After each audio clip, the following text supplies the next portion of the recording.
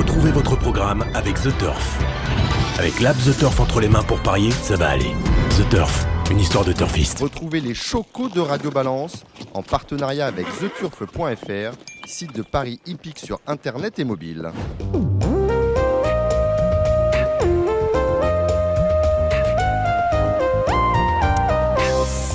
Bonjour à tous, nous sommes à Vincennes pour un nouveau numéro de Radio Balance. Vincennes, parce qu'aujourd'hui y ont lieu les assises de l'élevage, 2 mois de concertation. On verra ça tout à l'heure avec notre premier invité, c'est Franck Pellereau. Nous aurons beaucoup d'intervenants dans cette émission. Christian Le Barbet, Caroline Sionneau, Hugues Rousseau est annoncé.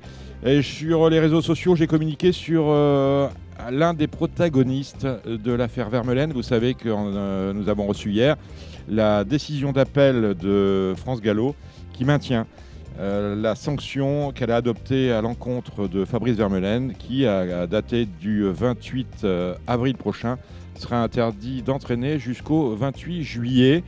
Je devais avoir l'avocat de Fabrice Vermeulen, j'attends toujours qu'il me rappelle, tant pis pour lui. Ce qu'il faut savoir, c'est que la sanction est effective, mais que Fabrice Vermeulen et son entourage vont désormais saisir en référé le tribunal administratif. Rendez-vous a été pris par l'entourage de Fabrice Vermeulen et le greffe du TA, où ils se rendent mardi matin. Donc mardi, normalement, une audience devrait être fixée pour la résolution de cette affaire qui concerne, je vous le rappelle, des mauvaises ventilations de factures.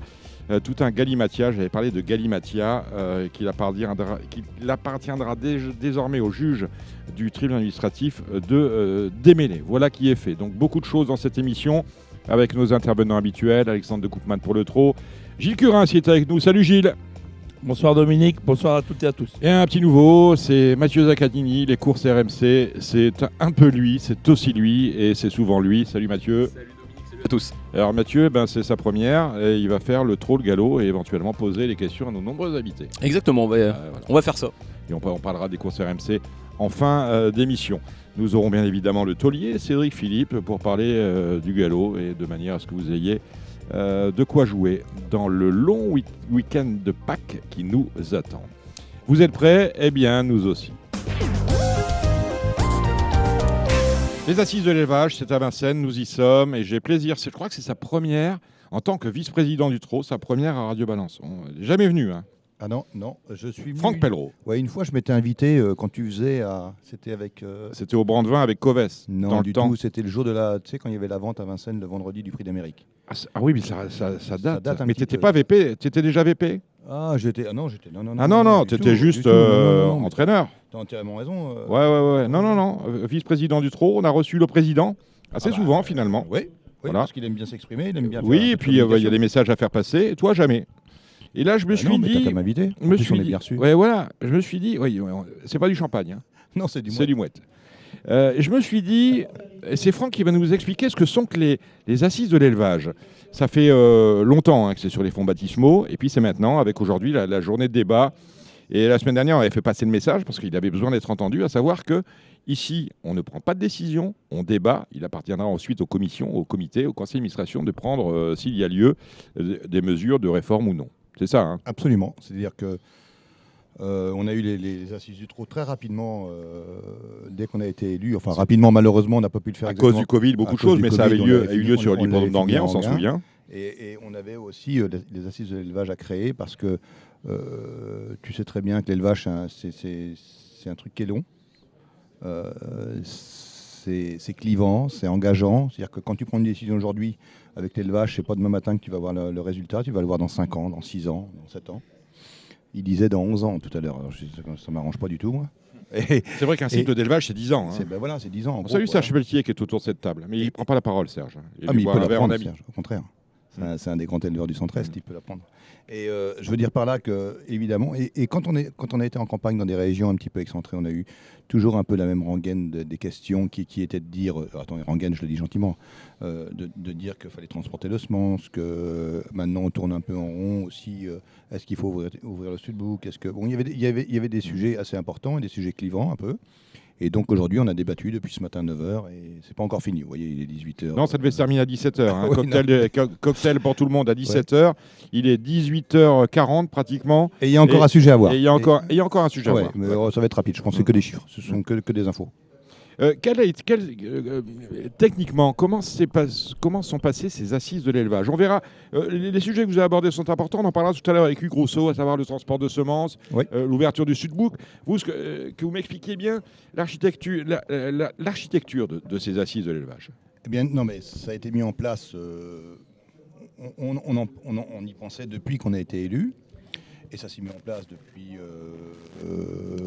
en gros, le début de l'année. Là, voilà, on a avancé dans le sujet parce qu'il a fallu que les commissions travaillent, et en particulier la commission de l'élevage, bien évidemment, sur les 2-3 sujets qui sont les plus chauds, qui sont est-ce qu'il faut faire une ouverture ou entre-ouverture du Studbook nouvelle? Est-ce qu'il faut transporter la semence? Est-ce que, voilà, donc les prix de saillie, enfin, il y a eu beaucoup de choses. Il y a eu 2 phonings de fait. Un phoning où ils ont eu quand même beaucoup de retours. Ils ont eu jusqu'à 3000 retours environ. Et c'était assez important. Évidemment, et c'est tant mieux, on a vu ça ce matin en exposé, c'était les éleveurs qui ont répondu le plus. Après les entraîneurs, mais évidemment, il y a aussi dans les entraîneurs des éleveurs. Donc voilà. Après, on n'a pas eu pas trop de propriétaires, je trouvais. Ils ne doivent pas se sentir trop concernés. Bon, voilà, c'est comme ça. Et on a démarré ce matin à 9h avec des sujets... plus d'abord la présentation du phoning, les résultats de tout ça. Puis après, on a parlé du génome, parce que c'est aussi des sujets importants qui sont peut-être l'avenir, je ne sais pas. Le génome, c'est le A, C, AB. Ça, c'est qu'une petite partie du génome, Ah non, c'est que le début. Hein. Moi, Oui, non, le A, le AC, le CA, le CC, ça c'est autre chose, c'est une partie du génome. C'est le gène DRMT qui a été isolé par les Suédois, et on a fait pareil chez nous. C'est pas inintéressant. Moi, personnellement, je ne l'ai pas fait. Il y a des éleveurs qui l'ont fait, qui suivent ça, qui ont peur d'élever un CC. CC, c'est nul. C'est nul. Ouais, c'est nul. C'est-à-dire que quand il gagne, il a 5 ans. Quoi. Ouais. Mais il peut gagner. Il y a des CC qui gagnent. Bien sûr. Je crois qu'il y a... Alors, chez les étalons, vous le savez, parce que les gars le font, ils prélèvent un peu de crin et hop, voilà. Mais je crois qu'on a un bon jeune étalon. Il n'est pas CC, il doit être CA simplement. Par cœur, non? Bert Parker est je CA. crois, CA. qu'il CA, je crois. J'étais actionnaire de Bert Parker au tout départ. Eh ben, écoute, c'est bien. J'aurais vendu ma part. T'as Franck, dû buter alors. j'ai une Mathieu. petite question pour le grand public. Donc là, la journée, vous avez débattu. Est-ce qu'il y a un vote à la fin de la journurnée non. lors de ces assises? Non, pas du tout. Ça prend beaucoup de temps? Parce que dans les statuts de la SECF, c'est pas ça. C'est pas un référendum qu'on a fait par le phoning non plus. Ok. Faut bien comprendre ça. Et aujourd'hui, il y a des gens qui sont sur l'estrade. Là aujourd'hui, ils sont 6 en ce moment là en débattant en direct là sur le transport de la semence. Ils sont 6 dessus. Il y a en gros 3 pour, 3 contre. Okay. Mais on n'est pas là pour lever la main. Pour déjà acter. Pour lever la main. Non, pas du tout. Ça va passer au conseil d'administration et du conseil d'administration, ça va au comité. Et c'est le comité qui décidera, les 52 personnes du comité. Ce sont les 52 personnes du comité. Voilà. Ok, d'accord. Voilà. Alors, le phoning, 3000 personnes ont répondu. Le transport de semences sont pour ou sont contre? Alors ça, c'est le sujet le plus clivant parce qu'il y avait 51% pour et 49 contre. Ah oui. Donc là, vous ne pouvez pas faire pire. Si vous voulez la guerre, vous avez des résultats comme ça. D'accord. Hein, On ouvre le Sudbook ou on l'ouvre pas? alors là, il y avait plus de gens pour. Beaucoup de gens moins. On se rend compte qu'on tourne en rond. Si vous voulez, vous avez 3 courants de sang qui saillissent la moitié des juments françaises. Alors, au bout d'un moment, il faut peut-être... On les rappelle, ces courants de sang. On a Cocktail Jet, on a Ready Cash. Cocktail Love You, c'est pareil. Ouais. Prodigious Got Malswood, c'est pareil. Ouais. Et Ready Cash, évidemment, avec tous ses fils. D'accord. Et ils saillissent enfin, eux 3, si je prends Cocktail, Ready Cash... Ils doivent représenter 80% de la production française. Bah non, mais ils saillissent plus de 50%, un peu plus de 50% de la commande. Oui, ils saillissent 50% de la production. Ils saillissent 50% des juments françaises. 6 000 personnes. Mais ça veut dire qu'il y a 50% d'autres. Mais 50%, c'est déjà beaucoup. C'est même Oui, bien sûr. trop. C'est énorme. Donc on tourne un petit peu en rond. Comment il faut faire? Est-ce qu'on serait pour une ouverture? Alors on va ouvrir avec quoi? Avec quel cheval? Comment? Est-ce qu'il faut un cheval américain? Enfin, est-ce qu'il faut faire comme ça a été fait avec Workaholic? Est-ce que ça a été fait avec les juments? Voilà, tout ça c'est à débattre. Hein. C'est pas figé encore. Et votre avis pour vous, Franck? Moi personnellement? Oui, alors c'est intéressant parce que Franck est éleveur, on va parler parce qu'il est venu ici, you, je vais vous dire. Non, il va me poser des questions aussi sur ses chevaux parce qu'il a des partants. Ouais, c'est ça. J'en ai une qui va courir dans 5 minutes, les gars. Elle a une chance, Ah oui, parce qu'on peut aller elle doit être seconde favorite. C'était la semaine dernière, il y a 15 jours, Louis Baudron. Ah oui, très beau. 13 contre 13 contre 1, mais bon. Moi, je ne peux pas présenter, aller au guichet, vous voyez. Donc, bon. L'avis du propriétaire éleveur que vous êtes, c'est lequel? sur tous ces sujets clivants que vous venez d'évoquer? Alors moi, je vais vous dire très rapidement, je ne vais pas me faire que des amis, mais c'est pas grave. Je Vous pense... n'en avez plus beaucoup. J'en ai plus beaucoup. Ouais, voilà. T'as raison. Comme moi. Ça, Dominique, t'as raison. Moi. On en avait au début. Maintenant, on en a beaucoup moins. C'est ça. Pourquoi? Bon, mais on a l'avantage de dire ce qu'on pense. C'est pour ça qu'on perd des amis.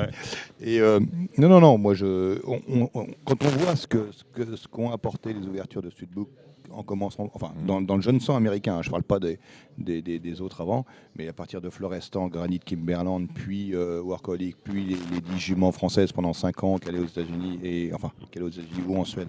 Et voilà, je pense qu'on peut pas le renier. D'ailleurs, quand je vous disais que 50% des juments françaises sont saillies par le sang de cocktail, qui est issu de ces protocoles-là. 50%, ouais, quand même. Ridicache aussi, parce que son grand-père, c'est Mickey Viking.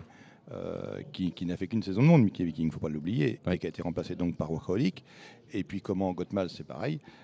On ne peut pas aller contre, on ne peut pas dire que ça n'a rien apporté aux trop français. Voilà. Alors dire, mais le problème qu'on a, c'est qu'à rapporter un sang nouveau américain, si on trouve un sang autre ou trop concentré avec Speedy Crown et Star Sprite, qui sont leurs deux têtes de liste là-bas. Enfin, pour les Américains, c'est les deux têtes de liste. On va avoir du mal à trouver un sang nouveau, standard bread, pour importer chez nous, puisque nous, on en est plein de ce sang. On en a beaucoup déjà. On en a déjà beaucoup, Ok. donc voilà, c'est ça le truc. Voilà. C'est Mais vachement on peut complexe. Non, mais bien sûr. C'est l'élevage, les pédigrés et la suite de tout ça. Mais l'étude qui a été faite par M. Duluard était très intéressante aujourd'hui, parce qu'on voit quand même des choses qui... Enfin bon... On est obligé de faire des inbreeding, quoi. C'est très compliqué de passer outre. Voilà. Et vous, à titre personnel, vous êtes sur du cocktail Jet Love You, sur du Prodigious Good Malts ou Alors, je vais sur vous du dire, je suis un Ridicache? très mauvais éleveur, Dominique. Ouais. Je suis un très très mauvais éleveur parce que j'avais eu l'ingénieuse idée d'acheter une part de Ridicache quand il l'avait syndiqué. Oui. Philippe m'en avait vendu une. Or, Philippe je l'avais Allaire. acheté, Philippe Allaire, bien sûr. Et j'ai pas été capable d'élever un bon cheval de Ridicache. J'en ai élevé 7 ou 8 à suivre. Et je vais peut-être être remercié par les filles, parce que j'ai une fille de chez moi et une fille que j'ai achetée de Ridicache. Alors celle-ci, elle n'a rien fait. Mais par contre, le premier produit, vous l'avez vu gagner 2 fois l'hiver dernier, un télo de chenu. Sa mère, c'est une Ridicache. Alors, très mauvais éleveur, 128 courses courues en 2022, produit d'élevage de monsieur. De monsieur Franck Pellereau. 16 victoires. Ah, mal, c'est quand pas Et mal. 10%, ça fait quasiment 10%, on est bien. Non, non, mais on est à plus que 10, on est à 14 ou 15. On a fini 20e éleveur en France. Ouais. Non, c'est pas mal. Non, mais on se plaint pas. Combien de poulinières? Une vingtaine. Vingtaine. J'ai diminué un peu parce que je vieillis, bien sûr. Ouais, mais il faut laisser à Pierre. Ah, mais pas de problème. Il a son compte aussi, peut-être. Ah bah lui, il est bien meilleur que moi parce qu'il a élevé des colorations, vous n'avez qu'à voir. Ah, on salue Pierre, j'aime beaucoup ton fils, tu le sais bien. Bon, ben voilà, qui est dit. Alors, ça c'est dit, on connaît ton avis, on a expliqué. On va décider quoi, quand, à terme, les prochains rendez-vous après ces assises, c'est quoi? On a des comités, on a des conseils d'administration. Ah bah écoutez, je pense que la commission de l'élevage va retravailler un peu pour essayer d'affiner un peu leur truc, savoir comment, si on propose une éventuelle ouverture au comité, il va falloir qu'on sache comment on veut la faire. Ouais. Pareil pour le transport de semences, c'est du détail à régler après. Ça, c'est de la technique. Voilà. C'est Voilà, possible, c'est Franck, de revenir un petit peu sur le transport de semences? Parce que pour les parieurs, enfin là j'en parle Dominique, mais plus pour le grand public. Donc actuellement, Moi, personnellement, j'ai pas de problème, j'ai tout sur moi. Ouais, faut que tu te déplaces quand même, Dominique. alors on est deux, c'est bon, Dominique. Non, je voulais juste savoir, le transport de semences, normalement, c'est interdit actuellement. Oui. Voilà. Et donc l'idée, c'est de le rendre autorisable. Voilà. Ce qui marche dans le cheval de sport, avec ses avantages et ses inconvénients. En deux mots, le transport de semences, si vous voulez, est-ce qu'il faut qu'on se balade avec nos juments tout le temps sur la route quand on est excentré Alors, moi, je suis un petit peu excentré. Je suis à 210 km de Boutmont, par exemple, de chez Philippe Allaire, par exemple. Quand tu vas à la Saillie, c'est 2 jours de boulot. Bah non, je pars le matin et je reviens le soir, enfin l'après-midi, et j'ai fait 7 heures de route avec une jument, le poulain est resté en box parce que je ne l'emmène pas. Voilà, enfin c'est des trucs de... On en parlait tout à l'heure, Donc en termes de logistique, c'est très compliqué. En termes de logistique, de bien-être animal. C'est une question que je posais tout à disait, l'heure, bien sûr, avec bien sûr. l'interlocutrice on va précédente. lui demander. Évidemment. Il n'est pas encore venu. Moi, je vais vous dire, je suis allé il n'y a pas longtemps, c'est pas samedi dernier, c'est l'autre d'avant, avec 2 juments. Une jument qui était suitée, j'ai laissé, c'est une femelle de FaceTime. Alors, je la regarde pas comme les autres encore, vous voyez bien. je l'ai mise au box, j'ai monté la jument et j'ai monté l'autre jument qui était Médène. Et donc, je suis parti à la saillie. Un samedi, c'est toujours 9h, 10h. Donc, je suis parti vers 7h de chez moi. Et je suis arrivé chez M. Dubois, qui ont été gentils de me prendre un petit peu en avance. Oui. Et après, j'allais chez Philippe et sa femme à Philippe. Je lui ai dit, écoutez, je risque d'être en retard. Oui, vous inquiétez pas, on va vous mettre une dose de côté. Mais en me pressant, en n'ayant qu'une demi-heure de retard chez Philippe, je pensais, parce que chez Dubois, m'ont pris plus tôt, j'ai mis 7 heures pour faire mon tour. Ma pouliche, elle n'a pas tété pendant 7 heures. Un poulain, ça tète toutes les 2 heures à peu près. Vous voyez, elle a monté le long des murs pendant 1 heure de temps. Je la voyais parce que j'avais mise dans un box de poulinage où j'ai une caméra. Donc je la voyais sauter là-dedans. Je disais, oh là là. Donc elle tenait pas en place? Évidemment, c'est normal. Si on vous sèvre, si on vous sèvre à 20 ans, vous allez voir les filles. Mais si on vous sèvre quand vous tétez votre mère, vous êtes en C'est ça, exactement. C'est embêtant quand même. Non mais ok. On va aussi voir les filles. Plutôt, du coup. Voilà, ou plutôt. D'accord. Donc ce débat-là, cette thématique-là, c'est vraiment pour faciliter en termes de logistique. Absolument. Ok. Non, mais moi encore, je suis à. Je pense qu'il y a beaucoup de sujets. Il y a la logistique qui serait Bien simplifiée. sûr. Non, Il y a le bilan carbone du truc. Il y a Parce le que bilan maintenant, carbone. on fait du Bon, bilan ça, c'est une carbone chose. sur un oui ou sur un Il non. faut bien transporter la semence aussi. Ouais. Mais il y a aussi le bien-être animal. Et c'est bien sûr le bien-être animal. Et puis, mais moi, comme vous encore, l'avez je évoqué. fais l'aller-retour parce qu'on a la chance. Ils nous ont fait une autoroute pour la Normandie, c'est sympa, la 28. Mais alors avant, on faisait comme tout le monde, c'est-à-dire qu'on laissait nos juments en Normandie, on les récupérait avec nos poulains, pleins ou vides, mais enfin, on les récupérait, quoi. Mais en fin de saison. Voilà. Et les gens qui sont beaucoup plus loin, qui élèvent, parce que tiens, Serge est parti, mais Serge, quand même, dans le centre-est, c'est une région assez importante d'élevage, quand même. On a 2500 juments qui sont concernés. C'est pas une paille.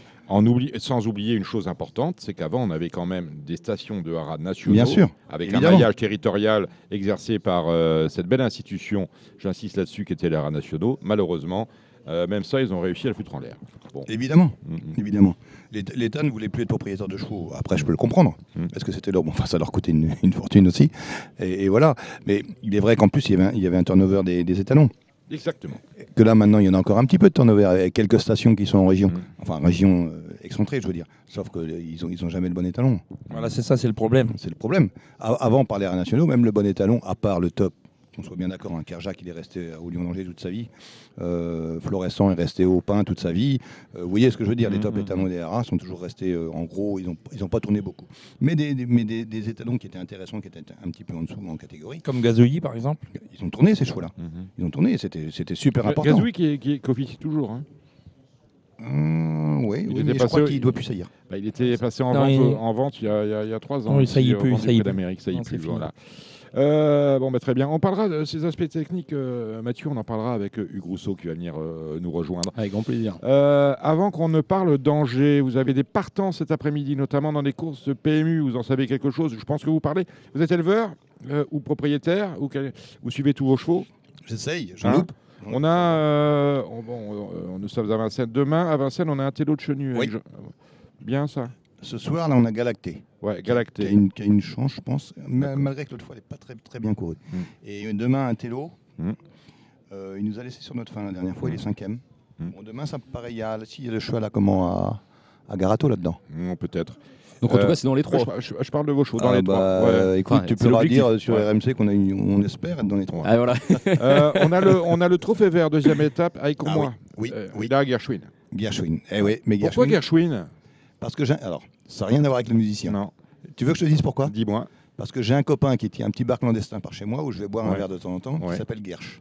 Et où Monsieur Bazir Jean-Michel, après les courses de Navy Pompier, vient boire un petit verre de temps en temps. Tu vois. Et lui, il l'a appelé Gersh Cheven, qui a gagné ici. D'accord. Et moi, le mien, je l'appelais Gershwin. D'accord. Voilà. Le Gersh qui gagne. Gersh qui gagne. Et ensuite, vous avez beaucoup de partants, pratiquement un partant tous les jours. Hein.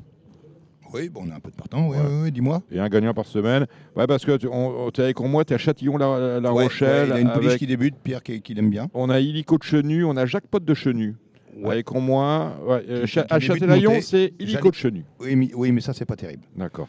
Il est décevant. Et on a une J qui débute, c'est pas mal. Jackpot de Chenu. Ouais. Non, à La Rochelle. Jalisca de Chenu. Jalisca, c'est celle-là. Ouais. Franck, on a une question qu'on aime bien poser. C'est quoi la meilleure chance selon vous pour les jours à venir? Un gagnant. Un gagnant. Le potentiel. Un on winner. sait très bien que...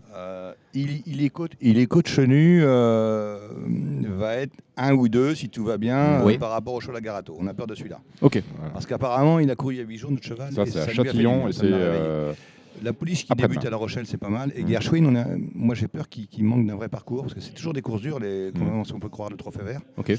Et j'espère qu'il va tourner à droite parce qu'à force de les mettre à gauche, des fois on ne tourne plus trop de l'autre côté. C'est comme ça. Ok. Donc ça veut dire que si on laisse trop corde à droite, un cheval, au bout d'un Non moment. mais les chevaux ont toujours une corde de préférence. Oui.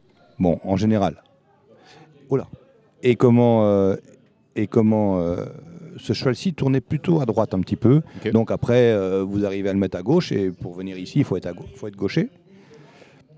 Et ce que je voulais dire par là, c'est que trop d'hippodromes à droite. retourner à droite, Ouais. c'est parfait. Et en plus, il pousse à droite maintenant un peu pour finir. Il a gagné 2 fois à Nantes pour finir et ça me fait un petit peu peur. Jean-Michel Baudouin apparemment est confiant. Bon, tant mieux. Allez. Toi, tu es aujourd'hui éleveur, propriétaire. Au sulky, on t'y voit plus. Ah non. Non. Ah non, non. T'as repris ta licence cette année? Ouais, je sais pas pourquoi. Bah, Pierre, il s'en sert, il me déclare de temps en temps en espérant que je sois éliminé, mais je lui dis je veux être éliminé moi. Ouais.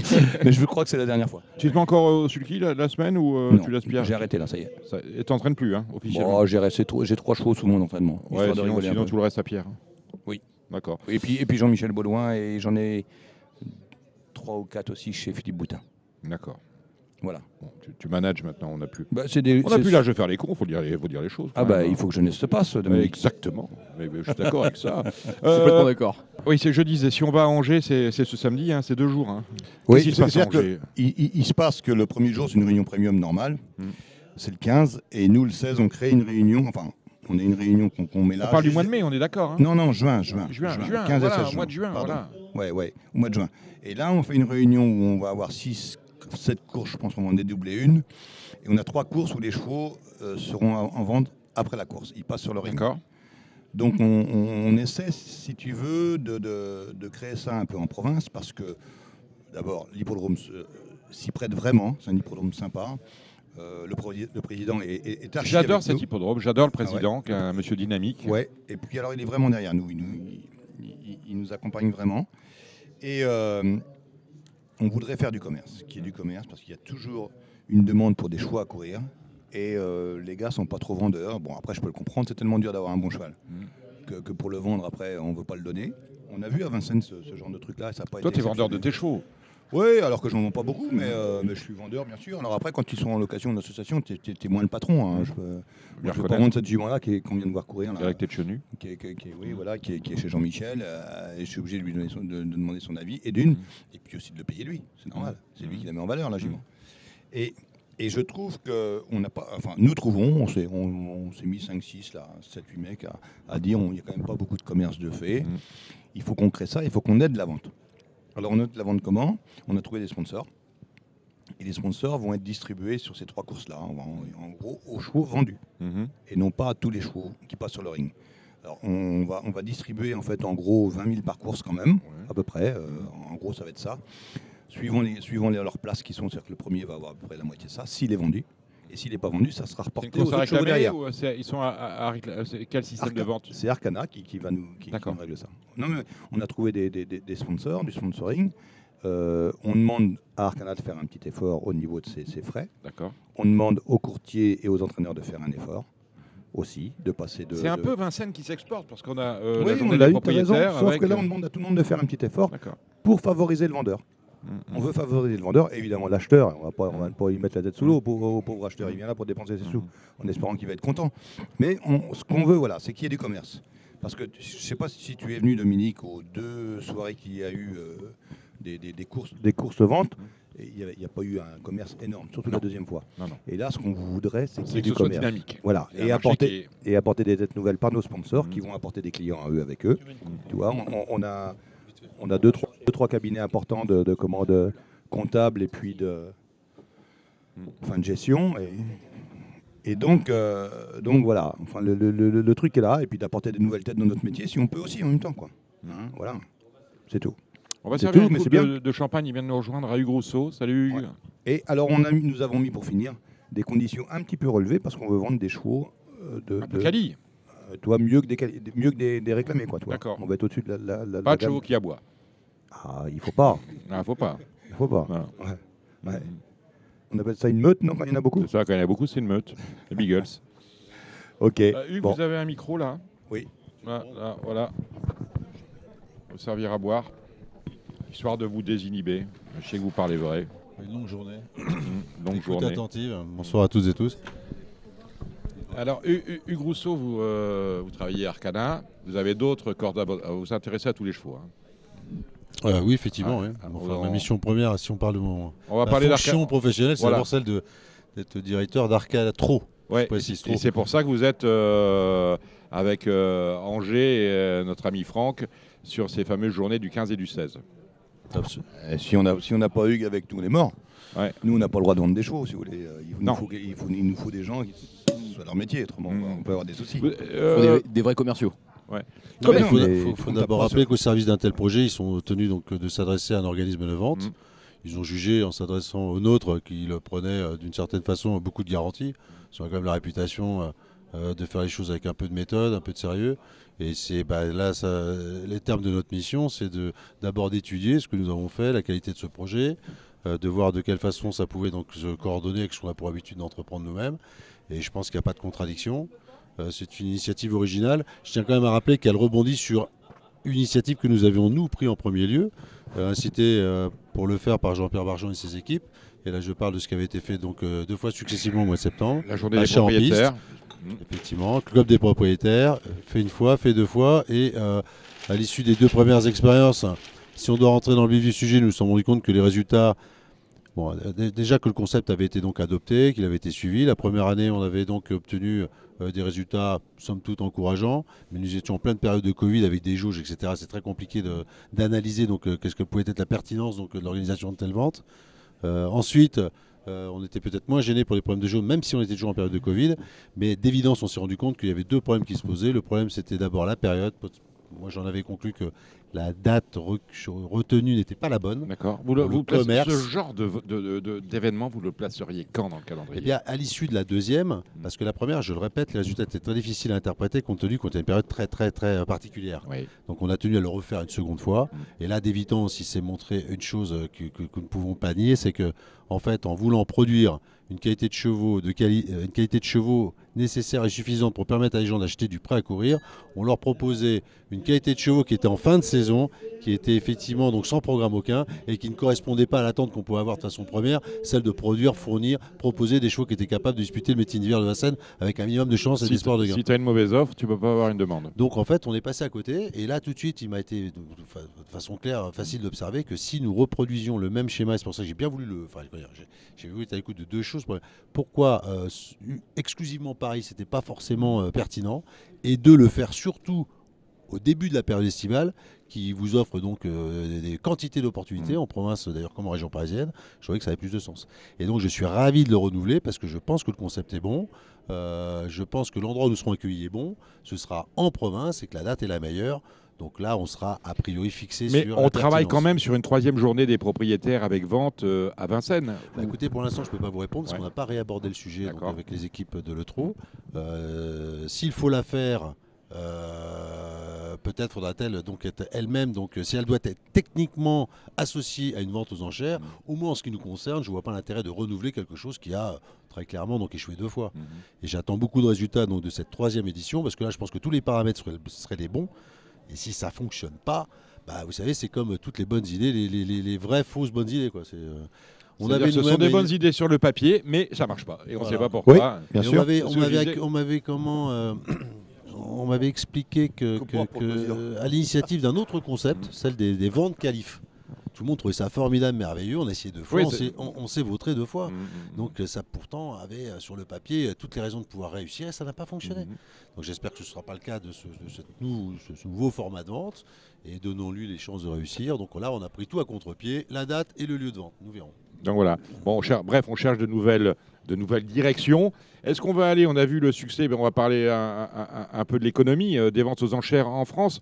On voit le succès depuis 1 an. On l'a accueilli pour le premier anniversaire de sa création, Octave.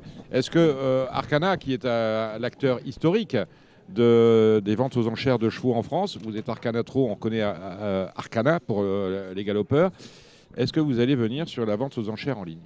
Alors, est-ce que nous allons venir sur la vente aux enchères en ligne? Je vous réponds, on est déjà venu sur la vente aux enchères en ligne parce que je crois que la première vente aux enchères en ligne organisée a été donc l'objet d'une vente qui concernait le trot. J'ai le souvenir qu'on avait vendu, et c'est nous les premiers à l'avoir fait, une part de Bold Eagle qui avait fait un très joli résultat dans le score. Ensuite, nous avions renouvelé l'expérience parce que je trouvais que ce type de vente et ce type de méthode se prêtait plus à un commerce du type vente de part des talons. On en avait présenté 3 la fois suivante et nous avions échoué.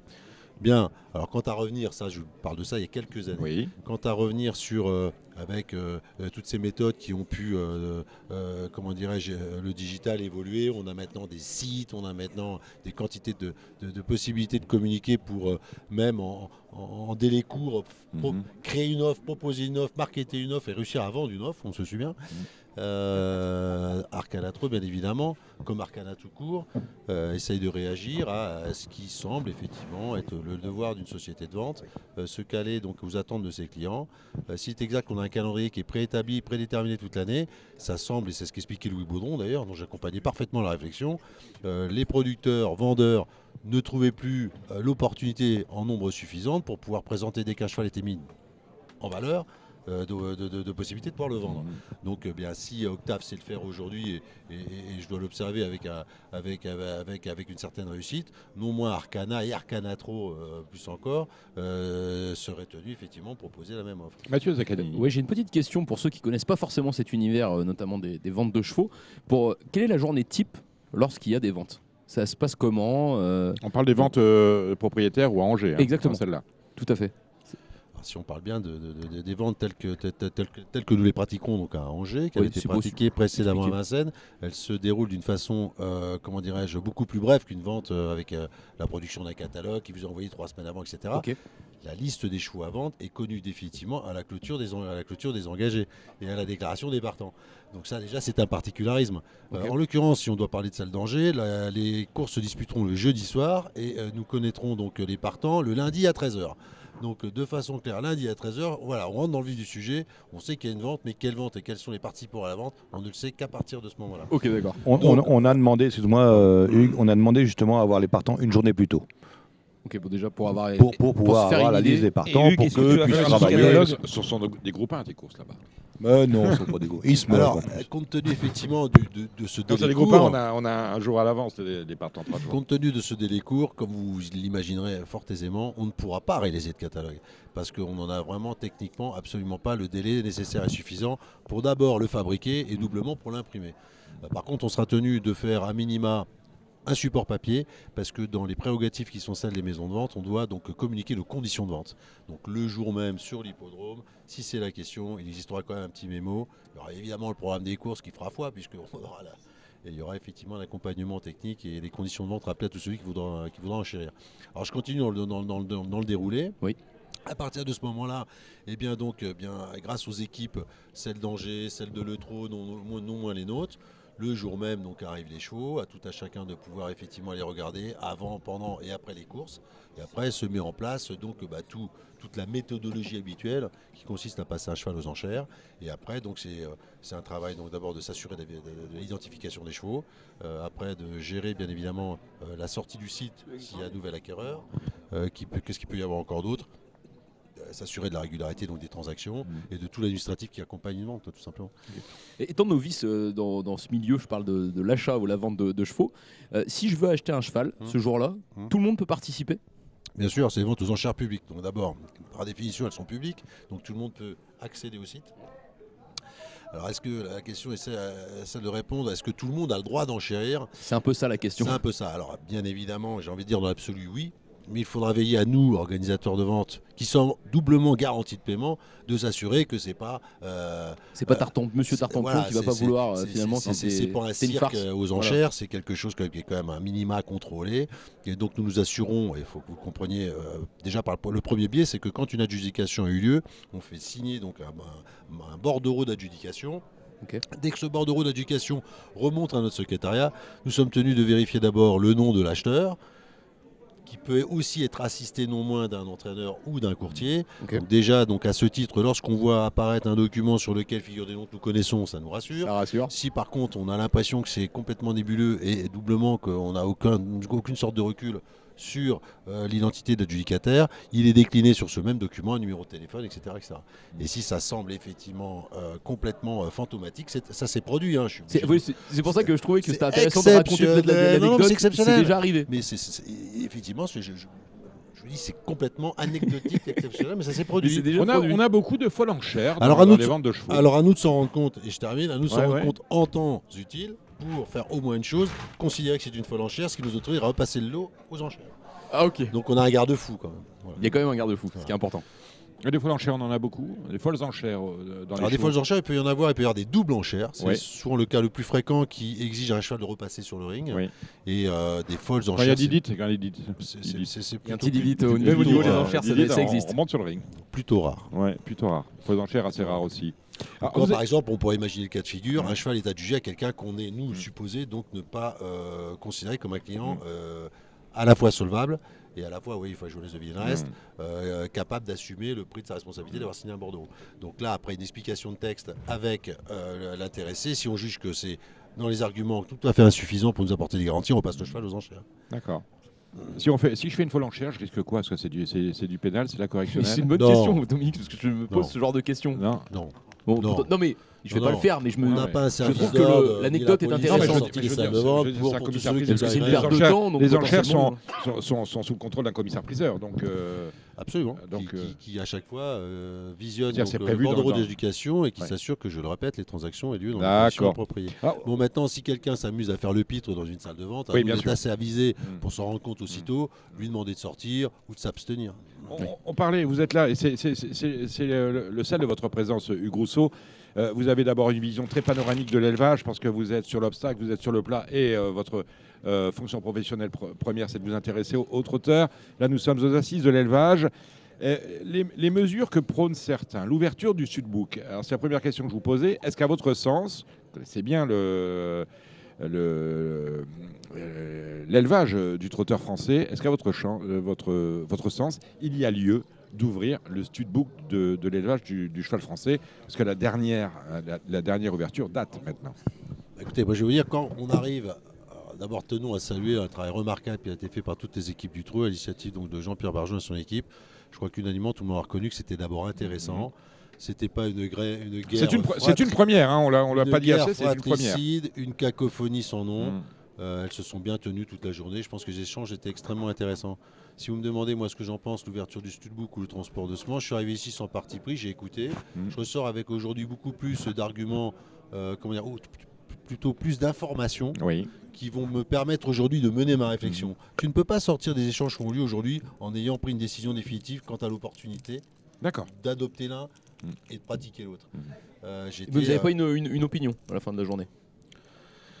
Je vais vous dire, j'en avais à la limite qui était beaucoup plus tranché en arrivant qu'en ressortant. Parce que j'ai écouté des arguments qui sont d'abord techniques, après juridiques, et ensuite non moins de prudence. En fait, en arrivant ici, je me suis dit, ce qui est formidable, c'est qu'on va débattre sur un sujet où tout le monde veut la même solution. Donc déjà, vous voyez, il n'y a pas de divergence de point de vue. On veut sauvegarder le système de nos courses, on veut veiller à ce qu'effectivement ce modèle, s'il en est vertueux, puisse perdurer, assurer sa pérennité, parce qu'on fait d'abord effectivement l'objet d'un modèle que tout le monde nous envie. Ce serait ou suicidaire ou abruti de vouloir dire en arrivant sur le site, ça colle pas, il faut tout changer. Bon, maintenant, s'il y a des sujets, il faut les écouter, il faut laisser les pros et les gens qui ont réfléchi et les gens qui ont travaillé sur toutes les études qui ont pu être produites le soin de nous les expliquer.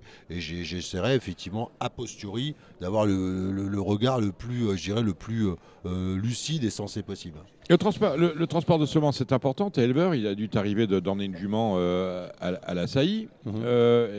Alors que quand même, on est en 2022. Hein, 2022, il y a quand même des moyens techniques qui existent et qui permettent de faire les choses autrement, de les simplifier. Est-ce que c'est un sujet qui te parle et qui t'intéresse? Je dirais pour le transport de semences, j'avais envie de dire entre les deux, mon cœur balance. Tout simplement parce que oui, on ne peut pas être complètement hermétique au fait de dire que dans les régions, ils ont des difficultés qui sont de plus en plus croissantes à faire de l'élevage de trotteurs. Et que pour moi, la logique était que si on n'arrive plus, ou si on décourage, ou s'il n'a plus lieu de faire de l'élevage dans des régions qui sont excentrées, on appauvrit donc toutes ces régions, doublement la nécessité, la raison d'être des hippodromes, et quelque part, on appauvrit tout simplement notre filière. Elle doit être multiple, elle doit être diverse, et si on se contente de 5 départements pour fabriquer les trotteurs français, je trouve que quelque part, on n'appauvrit pas finalement la filière qui est la nôtre. Mais maintenant, il faut être prudent, effectivement, parce que bon, on a écouté des théories qui n'en sont pas seulement. Il y a des risques à prendre. Quand on parle de transport de semences, moi j'ai appris quelque chose qui ne semblait pas pour moi d'une loi évidente, c'est que ce sera exclusivement possiblement de le faire avec du congelé, parce que ce que je ne savais pas avant d'arriver ici, avec du congelé, et je l'explique, tout simplement parce qu'avec toutes les conventions de Studbook qu'on a signées à l'étranger, on ne peut pas faire de ségrégation, et donc si le sperme se transporte, ce sachant, on sera donc obligé au moins d'adopter le congelé. Je ne dis pas qu'on sera obligé de faire du congelé, mais on sera au moins adopté. Oui, ils appellent ça, je te coupe, excuse-moi, ils appellent ça la discrimination. C'est-à-dire que tu peux pas, si tu veux, envoyer du réfrigéré, alors que ce serait tellement simple à mettre en place, envoyer du réfrigéré, parce qu'on a des conventions avec 31 pays, et le réfrigéré, c'est trop loin pour l'envoyer. Et donc là, il y aurait une discrimination entre le congelé et le réfrigéré. Donc si tu adoptes l'un, tu dois adopter l'autre, pour pas qu'il y ait de problème de discrimination par rapport à l'Europe. Et comment donc, tu peux pas faire l'un sans l'autre. Mais les RA feront, si ça passait, les RA feront bien comme ils voudront. Nous, on force personne. Et on force ni leurs clients, ni les RA à le faire. Attention, tout le monde est libre, on n'est pas obligé, on n'oblige personne. Mathieu. Ah non, Mathieu, Dominique, je trouvais que le sujet est vachement technique. C'est très technique, c'est très intéressant en même temps. C'est passionnant. C'est technique et clivant. Et bien, j'ai l'impression qu'il y a différentes opinions et que ça va être difficile de prendre une décision. C'est ce que je vous disais tout à l'heure, Dominique, c'est que dans les deux phonings qu'il y a eu, il y a eu un premier phoning, puis un deuxième réservé à l'ouverture du Studbook et au transport de semences. C'était 51-49. Donc, quand on en est là, forcément que ça... Et là, pour prendre une décision, Franck, comment ça va se passer? C'est le comité qui décide. C'est le comité qui va voter. C'est les 52 personnes. Il y a 52 personnes du comité qui vont décider. Voilà. Okay. Nous, on fait notre taf, comme le dit Hugues si bien, à instruire les gens. Depuis ce matin, on instruit les gens. L'idée, c'est ça. Il a raison. On peut se refaire une autre opinion par rapport à ce qu'on a pu entendre toute la journée. Et après, les gens qui vont voter, ils voteront en leur âme et conscience. Après, c'est pas, voilà. La grande qualité première de cette journée, c'est d'avoir permis à tout celui qui s'intéresse et qui se passionne de pouvoir s'exprimer, de pouvoir y participer, de savoir que sa conviction, sa réflexion a été écoutée et elle rentre dans un résultat que personne ne reprendra puisqu'il a été donc réalisé par un organisme neutre. Et ça, déjà, je trouve c'est un grand progrès que nous faisons. Et quand on parle de transport de semences, je crois qu'immédiatement, on parle de bien-être animal et ça, c'est sans équivoque. Ce serait dans le sens, effectivement, du bien-être animal. Du bien-être animal. Quand on parle d'écologie, quand on parle de comment dirais-je, de taxe carbone, etc. Voilà. Il va sans dire que ça s'inscrit parfaitement dans cette logique. Quand on parle de coûts économiques qui découragent et quand on parle de coûts des transports, etc., il va sans dire qu'il n'y a pas d'objection particulière et ça semble être devenu une nécessité plus que jamais. Et quand on parle d'hygiène, je termine. Quand on parle d'hygiène, on a vu effectivement, et ça se développe, et on a tellement de problèmes avec les problèmes de rhino, etc. Si elles existent dans le sport, elles existent de même façon dans l'élevage. Donc ça s'inscrit de façon inéluctable. Mais quand même, après, il y a des sujets de texte et des sujets de droit, il faut savoir les écouter. Parce que si on prenait le moindre risque de remettre tout à mal, ce serait effectivement l'avoir fait précipitamment. Et je ne crois pas que ce soit, et je le répète, l'attente qu'auront au final les gens qui participent à ces débats, parce qu'ils disent tous avec insistance que si on peut préserver notre système qui est vertueux, entreprenons tout ce qu'il faut faire pour le préserver et surtout ne prenons aucun risque pour le mettre à mal. J'ai bien compris ce que Hugues Rousseau, l'éleveur, entendait. Je reviens au sujet d'avant et ce sera ma dernière question. Encore être trop long. Comme question, bien sûr, on finira avec toi. Ce que pensait l'éleveur Hugues Rousseau, ou ce qu'avait appris l'éleveur Hugues Rousseau sur l'ouverture du Studbook. Ouais. Mais toi, en tant que vendeur de chevaux, en suédois, est-ce que tu n'es pas... à un moment donné, lassé par le fait de vendre tout le temps les mêmes courants de sang. Parce que tu as tout le temps du cocktail, tu as tout le temps du rédicage, tu as tout le temps du goût-moi le zout ou du Prodigious. Et ton catalogue, quand on lit le catalogue, on a toujours les mêmes choses. Quoi. Déjà, ça manque de variété. De façon claire, on a eu des propos qui nous ont été tenus par les scientifiques, mais on a bien été obligé, à l'issue donc, de ces propos, de pressentir quelque chose dont le processus est inéluctable et va s'accélérer, c'est le phénomène de la consanguinité. Parce qu'on nous a dit, pour l'instant, en l'espace de, je crois, j'ai cru comprendre 5 ou 6 ans, on a vu le phénomène, donc l'impact doubler assez rapidement. Je pense que le phénomène va s'accélérer à une vitesse exponentielle. Donc si aujourd'hui on ne répond pas de façon évidente à cette question, parce qu'on n'a pas l'impression qu'on est vraiment très impacté en termes de consanguinité de notre race, je pense qu'on ne tiendra plus les mêmes propos dans 5 ou 6 ans. Ça, pour moi, c'est une évidence. Donc si on parle zoologiquement, parlant, je pense qu'il est tenu et il est voulu. Et, il serait techniquement intéressant d'ores et déjà d'y réfléchir. On ne peut pas le faire trop tard. Alors ça, c'est la première chose. La deuxième chose, quand on me parle effectivement de cette récurrence des 100, j'ai envie de vous dire, quand on regarde le monde du galop, et là je vous parle des gens avec lesquels je travaille, et quand on voit la qualité de leur marché à l'international, j'ai envie de vous dire, forcément, moi je suis animateur d'une boîte de vente, j'aimerais m'inscrire dans la même démarche qui est la leur. Je tiens à rappeler que le trot, chez Arcana Trot, c'est ne réaliser que 10% du chiffre d'affaires de ce qui est réalisé au galop. Et pourquoi je ne réalise que 10% du marché qui est réalisé par le galop? Tout simplement parce que j'anime un marché qui est à caractéristiques exclusivement domestiques. Alors j'aimerais vous interpeller en vous disant, mais imaginez la même chose, qu'on prenne le monde du galop et qu'on leur dise maintenant, les galopeurs, vous n'allez vendre, messieurs, Arcana ou d'autres, que des galopeurs nés et élevés en France, vous me suivez, et dont le particularisme sera celui de ne pouvoir exclusivement couvrir que les courses françaises. Vous doutez bien que là, il n'y a pas de répondant. C'est louable d'évidence. Si on parle sur le plan commercial, c'est sûrement pas un atout, ça c'est certain. Mathieu, tu avais une question? Non, j'avais une question sur l'histoire du transport de semences qui me perturbe un petit peu. Il n'y a que ça qui l'intéresse. Il y a que ça, voilà. On parle de semences, il s'énerve. Je vais poser la question à l'envers. Pourquoi initialement c'est interdit? Eh bien parce que il y a 43 ou 4 ans, on a mis en place l'insémination artificielle immédiate. Oui. C'est-à-dire que tu prélèves ton cheval, tu divises par le nombre de juments qu'il a à faire, si c'est 4, 5, 6, voilà. On ne peut pas aller à l'éternel non plus, attention. Bien sûr. Et donc les gens arrivent avec leurs juments et ils s'inséminent en sperme frais.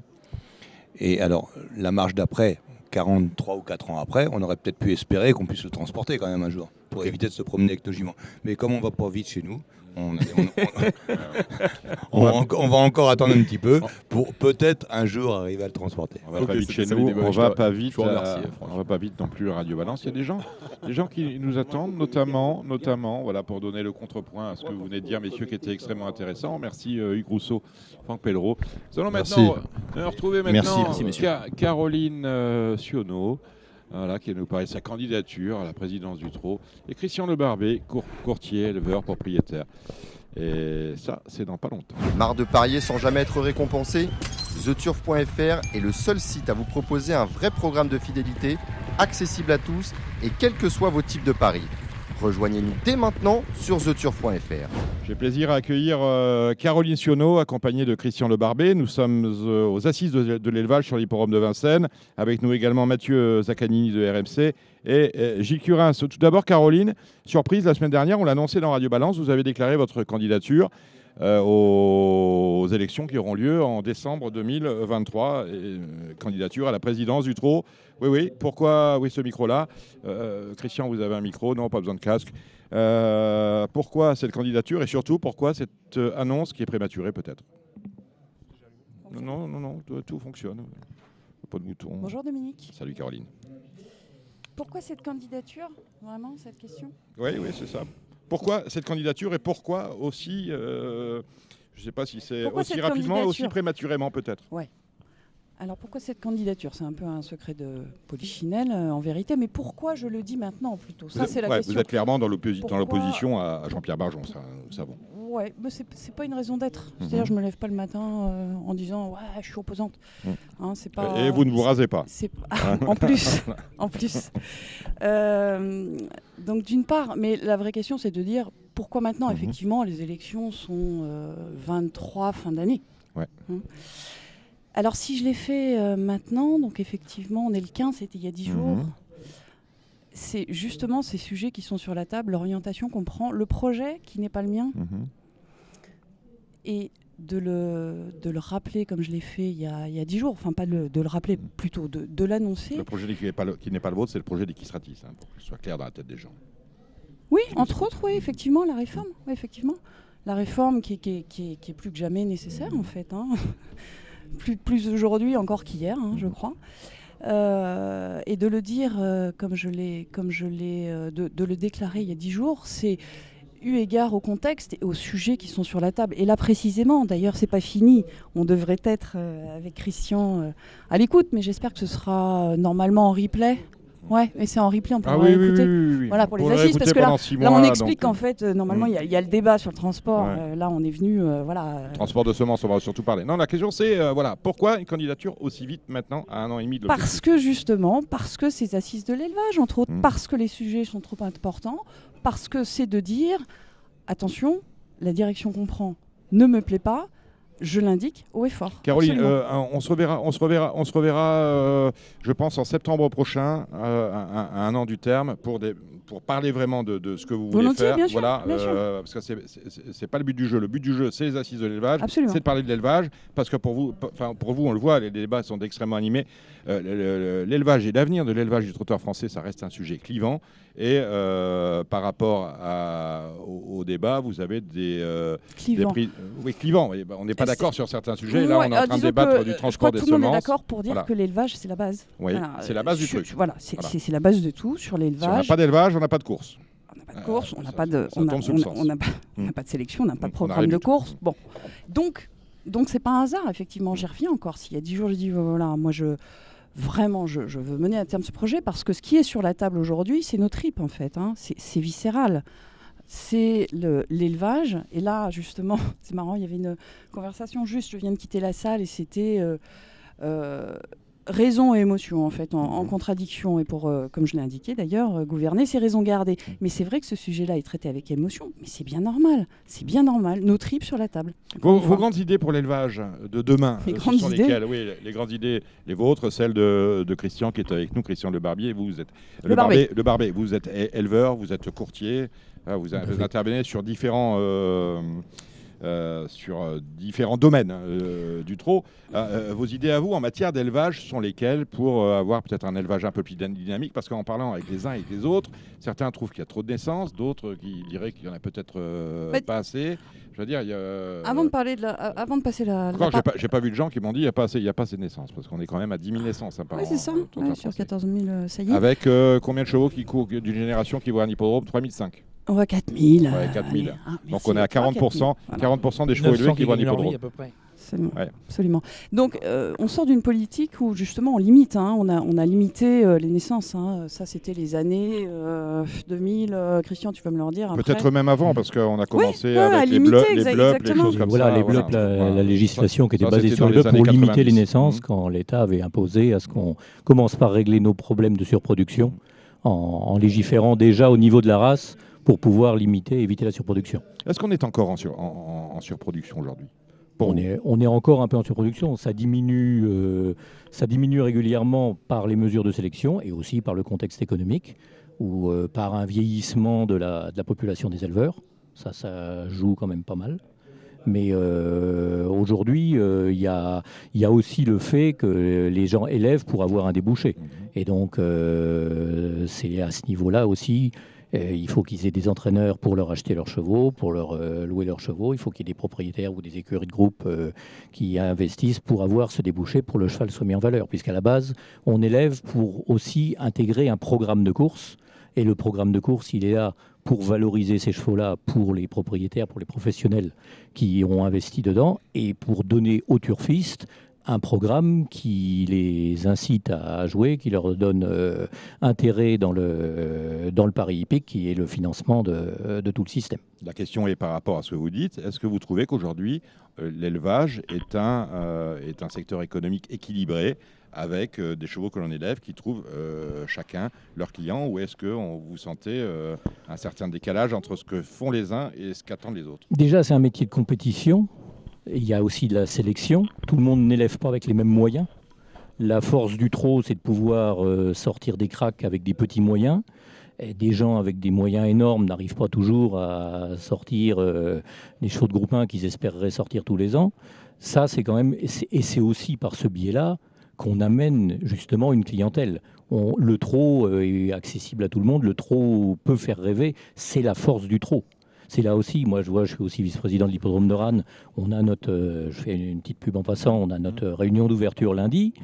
On fait une journée des éleveurs, on est entrée gratuite, on est tout ça.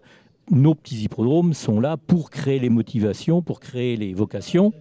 Le futur apprenti, le futur employé d'une écurie, il va découvrir les courses lundi. C'est lundi de Pâques, il va venir avec ses grands-parents aux courses. qui sont turfistes. Quelqu'un va commencer à acheter sa première poulinière, puis un jour va mettre un cheval à l'entraînement chez Gilles, etc. C'est comme ça que ça fonctionne. Donc ce qui fait que de toute façon, on sait qu'on ne peut pas avoir un élevage où le débouché est garanti. Parce qu'il y a la sélection, il y a les hasards de la génétique, de toute façon, et où là on ne maîtrise rien. Le crack, c'est une accumulation de phénomènes positifs qui se sont accumulés, et vous savez bien comment, et justement, plein de chevaux ne peuvent pas forcément faire la carrière qu'on escomptait parce que c'est des sportifs de haut niveau, parce qu'il y a tout un tas de facteurs qui peuvent rentrer. Donc, ce qui fait que, voilà, l'élevage, en plus, on a une particularité dans le trot, c'est qu'on a quand même beaucoup d'éleveurs, on a beaucoup d'entraîneurs, éleveurs propriétaires. On a moins que dans d'autres pays de poulains qui sont élevés pour aller aux ventes, mais ça représente aussi un contexte économique. Aujourd'hui, il y a pas mal de gens qui sont venus dans ce contexte-là pour essayer d'élever pour produire, des éleveurs hors sol, des Parisiens qui se font plaisir à avoir une jument en pension. Justement, par rapport à ça, on n'est pas en train de se galopiser. Quand je vois le prix de certaines saillies, je pense à Fessin et Bourbon. Depuis les années de rédication. Là, ça c'est un autre phénomène, c'est qu'au niveau des saillies, des parts, des talons, il y a des investisseurs totalement extérieurs à la filière qui sont venus et qu'on a accueillis parce qu'ils amenaient aussi, ils venaient pour investir. Certains étaient déjà propriétaires ou quoi, et ils ont trouvé justement un domaine où il y avait vraiment une rentabilité très importante, où il y avait en plus dans le domaine hippique, les parts des talons, c'est quasiment le seul truc où on peut faire un prévisionnel parce qu'on sait combien on achète la part on peut l'assurer en mortalité, en infertilité. Derrière, suivant le calibre des talons qu'on choisit, plus on tape sur de haut niveau, on est quasiment sûr de bien vendre.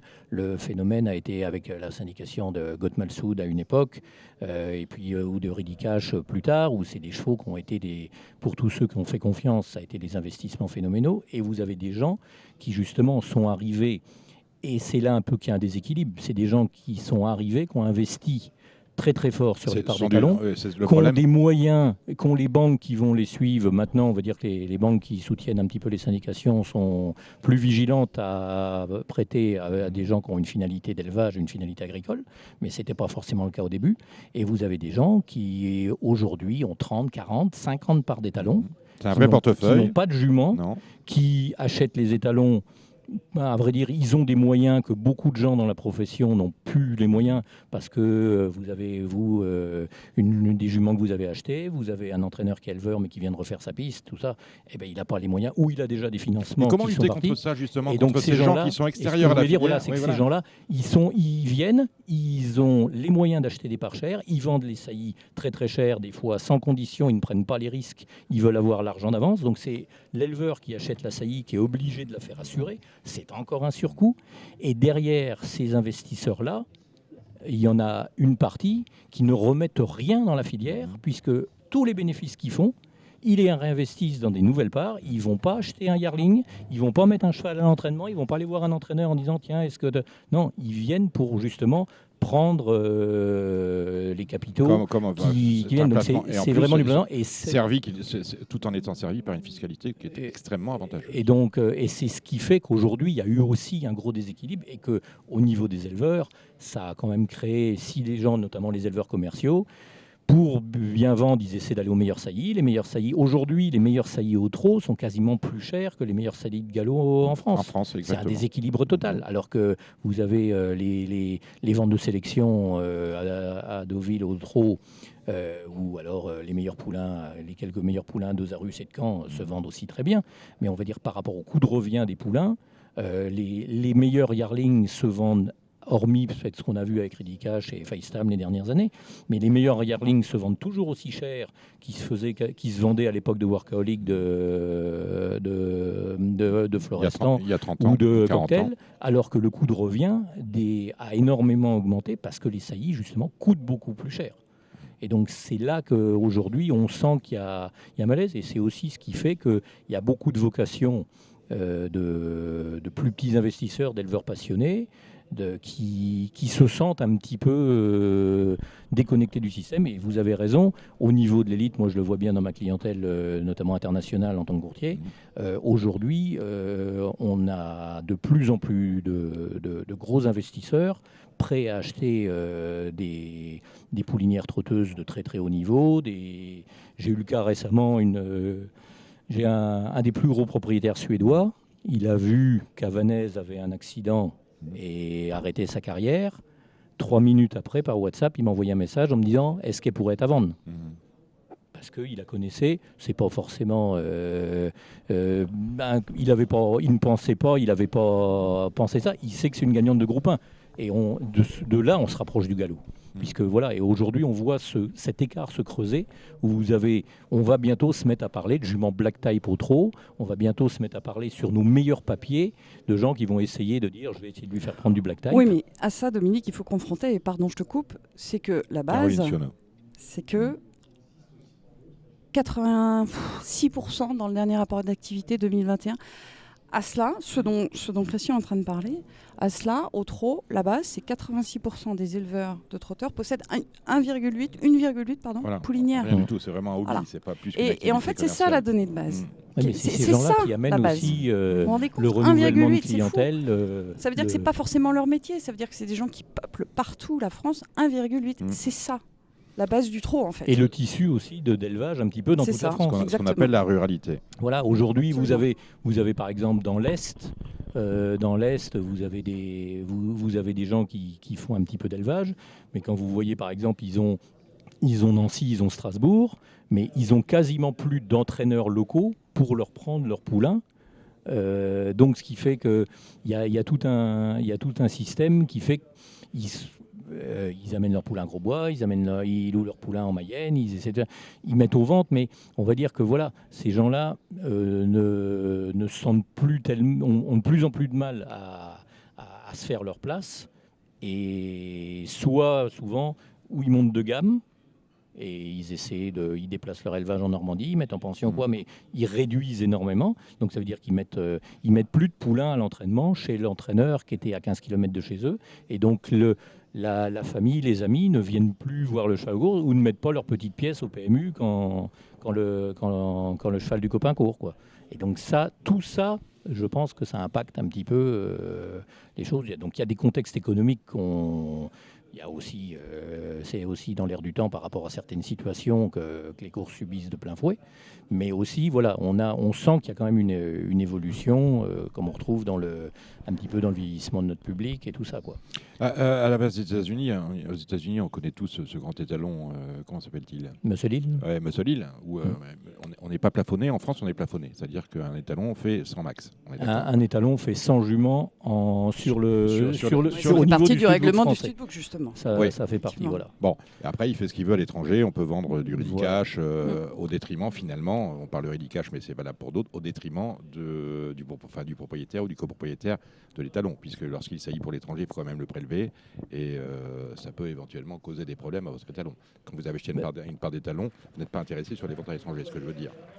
Vous comprenez pas ce que je veux dire ? Non, mais excusez, ça applaudit derrière, je pense. Oui. Non, je veux dire, là, vous parlez par rapport aux saillies qui sont vendues. Elles sont vendues pour le compte du propriétaire. Voilà. Est-ce que ce système des parts d'étalons avec des plafonnements de saillies annuelles dans l'élevage de trotteurs français à 100 cartes ou 60 selon la valeur sportive de l'étalon vous satisfait, ou est-ce qu'à votre avis, il nécessiterait d'être ripolliné ou réformé ?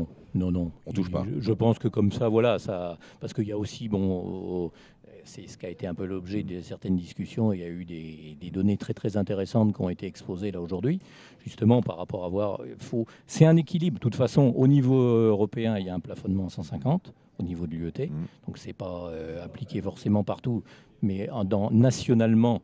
Les chevaux sont plafonnés à 150, hormis ce qu'ils font. On sait qu'à une époque, SJS Photo avait fait 550 juments internationalement une saison, des choses comme ça. Mais on va dire que aussi, justement, je pense que la limitation de sang, on le voit bien, les pur sang, eux, ils ne limitent pas. On voit des chevaux en obstacle, des chevaux en Irlande, en Angleterre. Ils ne sont pas limités, mais ils sont en vente naturelle. Le pur sang n'est pas limité, voilà, mais il est en après, vente naturelle. mais ils font justement un saut par chaleur, des choses comme ça.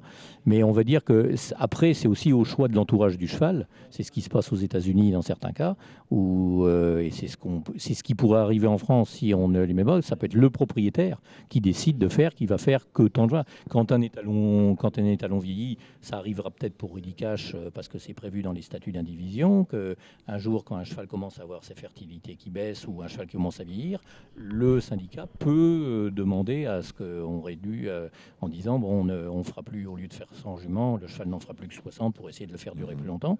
C'est réglementairement, c'est prévu. En général, ça n'arrive pas, mais ça peut arriver. C'est-à-dire qu'en général, ça se fait un peu naturellement, parce qu'on n'a pas de chevaux qui sont à 100 à 25 ans, parce que ce sont des vieilles origines, on n'en veut plus. Encore que Cocktail a fonctionné jusqu'au dernier jour. En plein pot.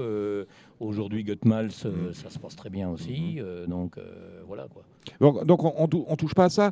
Les sujets qui préoccupent, oui, certains éleveurs, c'est l'ouverture au sang étranger. Est-ce qu'il y a lieu d'ouvrir le Sudbook à de nouveaux courants de sang étrangers? Dernière ouverture, c'était quand? C'est vieux, déjà 25 ans, Caroline. Oui, c'est ça, on vient de le rappeler, c'était dans les années 80, voilà, mais 90. Il y a eu plusieurs phénomènes différents. Avant la directive, parce que justement, en fait, moi, je parlerai uniquement sur les volets économiques et juridiques, et je vais laisser le reste après à Christian sur l'élevage. Mais la question que moi je me pose, c'est pas est-ce qu'il faut justement, c'était le débat là aujourd'hui. Il est intéressant, certes, sur l'ouverture en disant on ouvre. On met quoi? Du sang américain? Est-ce que c'est un sujet là? Est-ce que c'est un sujet d'abord? Mais c'est pas. Voilà. Est-ce que c'est là où vient moi la question qu'il faut poser, c'est attention. Quelles sont les Est-ce qu'il y a une conséquence à ouvrir le Studbook? Commençons par là, avant de savoir qui on va aller chercher ou pas. Quelles sont les conséquences? Or, ça n'a pas été abordé. Et d'ailleurs, les conséquences les plus et j'entends bien qu'il y ait une méconnaissance et que c'est difficile, mais les conséquences les plus dramatiques à long terme pour notre filière, elles sont juridiques. Et évidemment, justement, d'autres opposants disent ah non, il y a juste un risque, il n'y a pas de danger. C'est terrible, on ne peut pas se réduire à ça, vraiment. Alors, par contre, il y a des gens qui ont... Alors, des professionnels, c'est-à-dire des avocats émérites. La SECF a fait faire un rapport et Kistratis également a fait bosser sur le sujet. Et ça, c'était l'objet de la réunion du 4 avril. Et c'est vrai que c'est pas facile d'accès juridique. Je veux dire, on n'est pas avocat, on est juste éleveur, on est sociaux. Mais moi, effectivement, la question, je la poserai d'abord en ces termes. Elle n'a pas été du tout abordée aujourd'hui.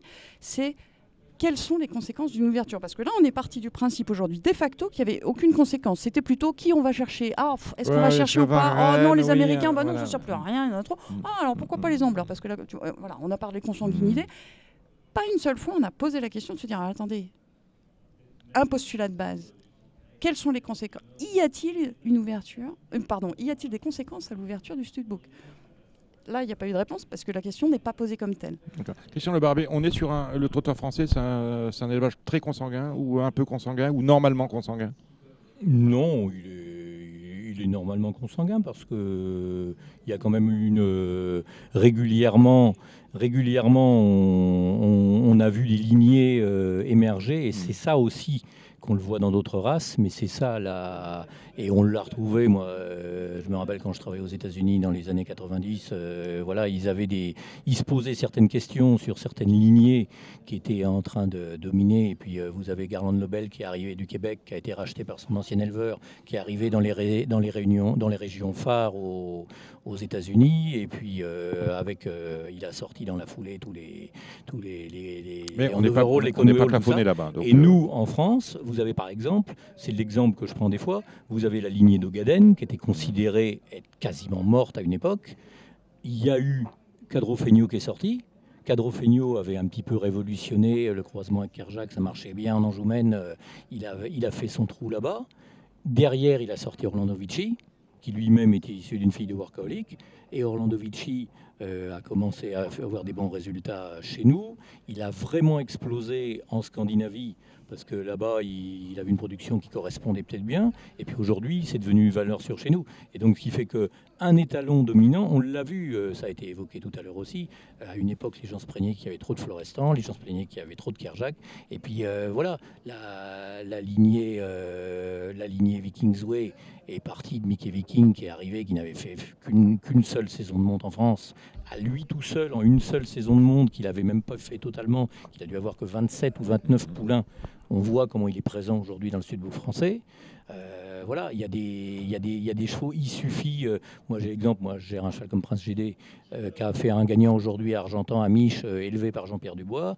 Jean-Pierre Dubois a utilisé ce cheval-là après avoir été le précurseur qu'on sait, avoir eu le succès qu'on connaît avec les croisements américains qu'il a fait. Et après, justement, il a beaucoup utilisé Prince GD. Il a sorti le bon cheval de Loris Garcia, qui est un Diego d'Étang, Éclat de Loire. Voilà, tout ça, c'est de l'élevage Jean-Pierre Dubois, parce que justement, il a réutilisé des lignées.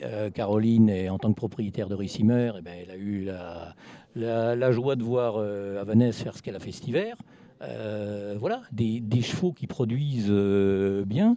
Ils ne sortent pas toujours de la même lignée. Et il suffit qu'un cheval sorte à un moment un petit peu du lot, soit utilisé.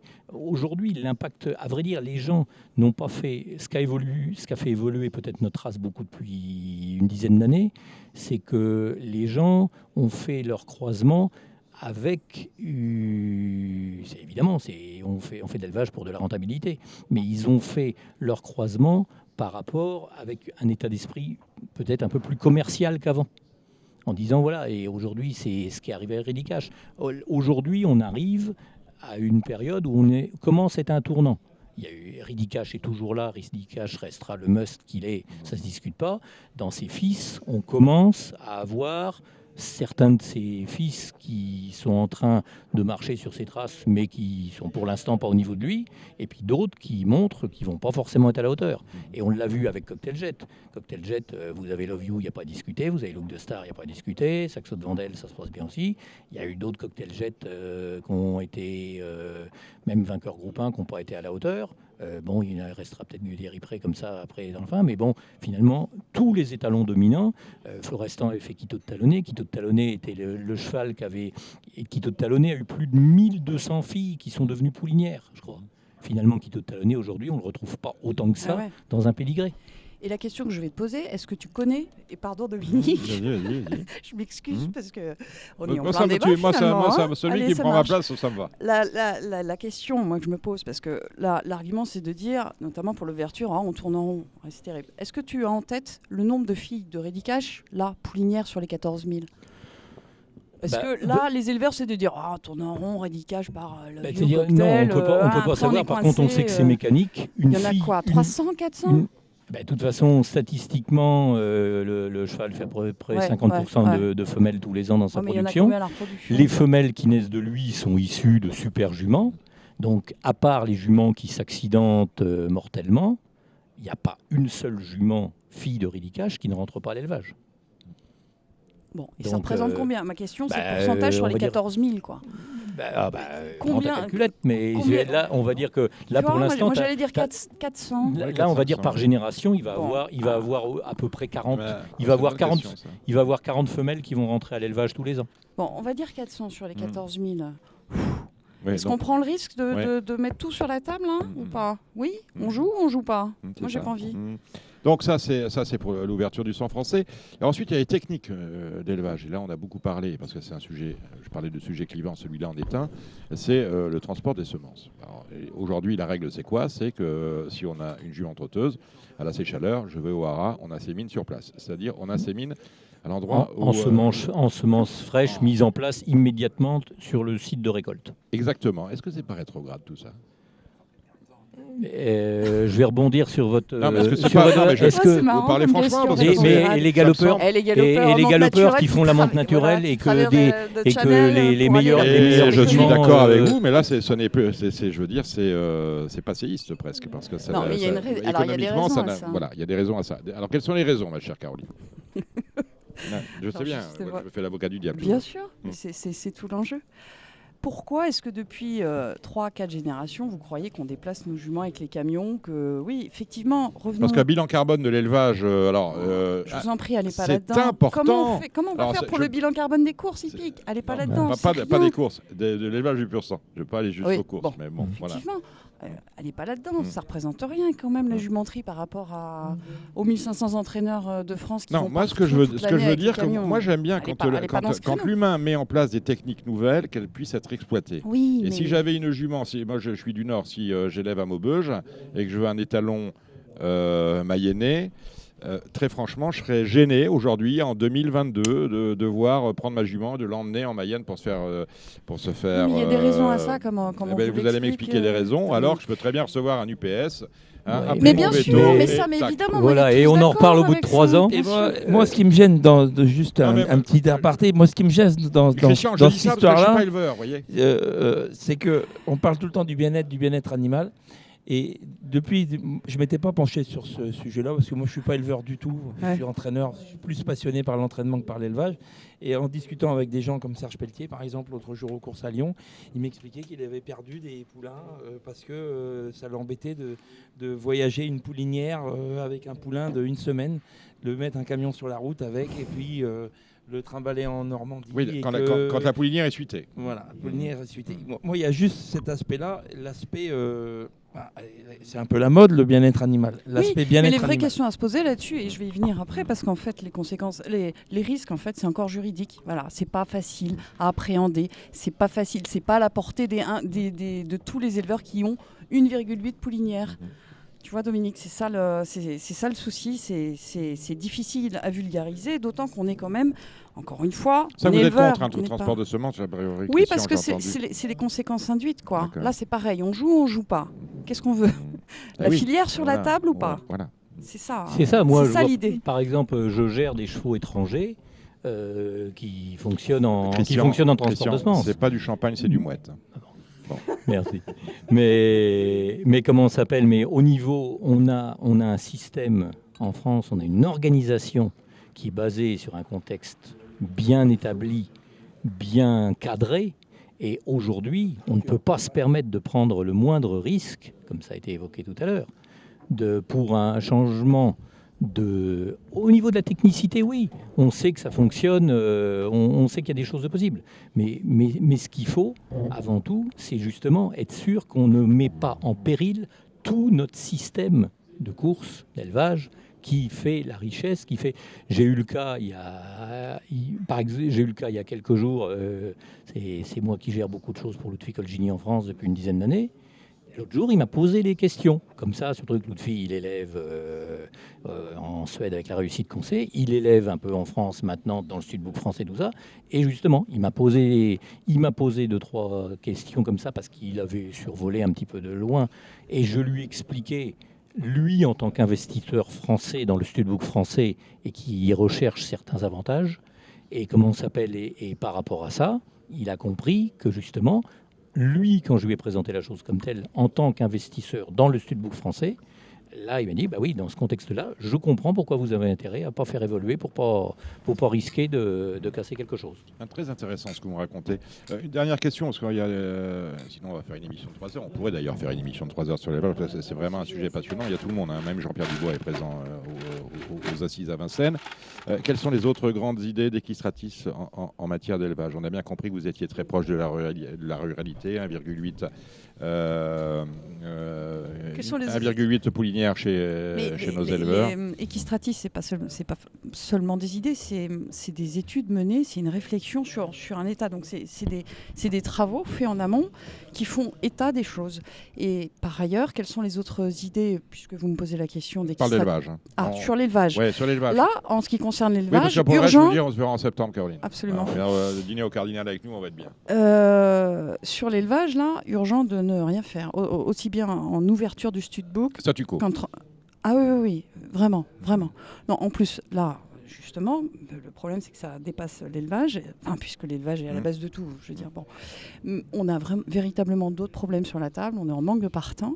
Et puis, il faut avoir en tête l'idée quand même qu'on a prospéré sur notre spécificité. C'est ça en fait, qu'il faut vraiment avoir en tête. Cette spécificité, donc de grâce, si on perd, s'il y a ouverture, puisqu'il y a des risques avérés, et c'est pas simplement quelques dangers, il y a vraiment des risques, et encore une fois c'est juridique. Si on ouvre, si on dit que le meilleur gagne, au final, qu'est-ce que ça peut faire, l'Europe, etc. Bon, si vous voulez, c'est une direction sur laquelle il faut vraiment pas aller. Soit on considère et on reconsidère la spécificité de notre métier, vraiment, le trotteur français. Et je pense, par exemple, en vous parlant, là, je pense qu'on a un problème de partant, et notamment les courses montées. Comment on fait pour nos courses montées? On a une grosse lacune sur les courses montées. Est-ce que là, c'est bien le moment là, d'aller discuter sur le transport de semences, de mettre en place le transport de semences ou d'ouvrir le studbook et de voir véritablement la configuration de notre filière, de notre métier. C'est-à-dire que ça risque une remise en cause par certains. Tout le monde en Europe est bien conscient de nos allocations moyennes à 20 000 euros par course. L'intérêt quand on a envie de faire on n'est pas contre l'internationalisation justement. Aujourd'hui à Deauville dans les yearling trotteurs, il y a pendant longtemps les entraîneurs scandinaves notamment ont été des vrais soutiens du marché, sont venus investir, et alors qu'ils peuvent avoir des poulains chez eux qui leur coûtent beaucoup moins cher, ces gens-là, s'ils investissent dans des poulains chez nous avec des pédigrés français, c'est pour revenir courir en France, c'est parce qu'ils rêvent de venir courir à Vincennes, etc. Et là, aujourd'hui, voilà, on est dans un contexte où on a vu, quand on parle de l'ouverture du studbook, il y a 20 ans, il y a 30 ans d'évolution, l'Europe n'était pas l'Europe de maintenant. Aujourd'hui, l'Europe, elle est venue mettre son nez dans le camembert, elle est venue mettre son nez dans le foie gras, elle est venue mettre son nez dans tout. Et en général, ça a rarement été à l'avantage de nos producteurs nationaux, quel que soit le domaine où ils ont œuvré. Donc, c'est pas être anti-européen, ce serait paradoxal que je parle comme ça, moi qui travaille à 50% avec des étrangers. Mais on va dire que voilà, on a une richesse, on a un capital en France qui permet de faire vivre toute une institution. Et aujourd'hui, attention à ne pas faire le petit truc qui pourrait faire la petite évolution. On a tous conscience du bilan carbone, on sait ce que c'est, de se dire, avoir les éleveurs. Moi, j'ai des clients à qui je vends des saillies dans toute la France. Moi-même, mes propres juments, quand je vais à la saillie à 80 km, j'ai l'impression d'aller de faire une expédition. Alors, je comprends bien ce que font certains qui... Et j'ai un ami qui a élevé Valcoginilla, qui est auprès de Cherbourg. Il a 40 poulinières. Quand on voit les allers-retours qu'il fait en permanence en Normandie à cette époque-là, je suis admiratif de l'énergie qu'il y met. Et évidemment que... et j'ai eu l'occasion d'en parler avec lui, justement. Il m'a évoqué les avantages qu'il pourrait avoir en ayant du transport de semences. Et je lui ai mis en avant ce qu'il pouvait perdre si les choses pouvaient déboucher, étaient amenées à déboucher par rapport à certaines contestations, par rapport à certains dérèglements dénoncés ou de choses comme ça. Et après, les conséquences pourraient être dramatiques. Donc c'est pour ça, c'est pas de l'immobilisme, c'est pas du conservatisme.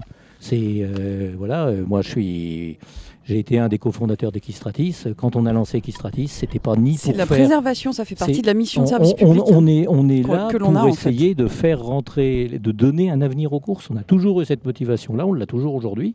Et donc, ce qui fait que il y a des choses qu'il faut faire évoluer, mais ce qu'on a réussi à capitaliser, ce qu'on a réussi à construire, attention à pas tout déréguler. Christian Le Barbier, vous le disiez, vous êtes vice-président de l'hipporome de Rannes. Il y a Tout à course fait. lundi. Tout à fait. Vous êtes courtier, membre du syndicat des courtiers. Oui. Voilà, oui. Membre du 7, oui. Le syndicat des courtiers, je ne suis pas totalement d'accord avec certaines choses qui s'y passent. Donc, il est probable que je n'y reste pas longtemps. Ça a fait plaisir que vous passiez à Radio Balance. Ça m'a fait plaisir aussi. Vous êtes présidente de la société Absolument. de course de Château du Loir. Château quand du même. Loir, absolument. Voilà. Et puis, Dernier week-end de juillet. Voilà. Et ce, depuis 1907. Exactement. Et Institution. on vous retrouvera, on fera le spécial avec vous. Là, on est au mois d'avril. En septembre, on aura. Mais volontiers, mais quand vous voulez. Si Gilles est là, hein, moi je viens que citer là. Gilles est résident à Radio Balance. Voilà. Voilà. Il a même son rond de serviette. Il a même son. Je serai là pour lui poser des questions. Ça me laisse quelques semaines pour maintenant pour étudier. Voilà. Moi je viens que si. En tout cas, merci absolument. à vous. On va maintenant passer au pronostic du trot avec nos spécialistes Gilles, Mathieu Zaccanini et au téléphone Alexandre de Koopman. Bonjour, nous allons maintenant... Enfin bonjour, non, c'est déjà vu. Nous allons parler maintenant de trot avec un nouveau venu dans l'équipe. Alors, vous, indifféremment, on va vous prendre sur le trot et sur le galop. C'est Mathieu Zaccanini. Vous le retrouvez tous les samedis dans l'émission de RMC. C'est ça, à 13h. Hein. Tout à fait, Dominique. Bonjour à tous. On se retrouve tous les week-ends dans les courses RMC de 13h à 14h sur les ondes d'RMC. Et également, on intervient toute la semaine pour essayer de trouver quelques chocos et d'échanger avec les parieurs également. C'est assez important. Et il arrive que vous y invitez Gilles Curins, hein, Gilles. C'est même fréquent. Ouais. Oui, ça m'est déjà arrivé. Bonsoir Dominique, bonsoir à tous. Bon, allez, on va travailler les réunions avec en maître d'œuvre absolu Alexandre de Koopman. Salut Alex. Bonjour Dominique, bonjour tout le monde. Salut Alex. Actualité du trot, on a eu le GNT cette semaine à Reims. Bon, sportivement, on a vu gagner Girolamo Ferré. Alors certains se sont plaints, la cote baissée. Ah là là, vous n'avez pas vu la musique du cheval. Alors je pense que ils n'avaient pas compris, ces gens-là encore. Il y a des gens, ils font à croire qu'ils font exprès d'être obtus. Le cheval avait été vendu en vente publique, je crois, pour 110 000 € pour sa carrière d'étalon. Et voilà, il fait ses saillies à 2000, c'est magnifique. Il n'y a pas embrouille sur le coup, mon cher Alex. Bon, non, c'est un cheval qui a quand même fait l'arrivée de groupe en début de carrière. Exactement, il courait les meilleurs. Juste en dessous des bons de la génération. Il avait gagné un groupe 3, il a fait l'arrivée de groupe 2.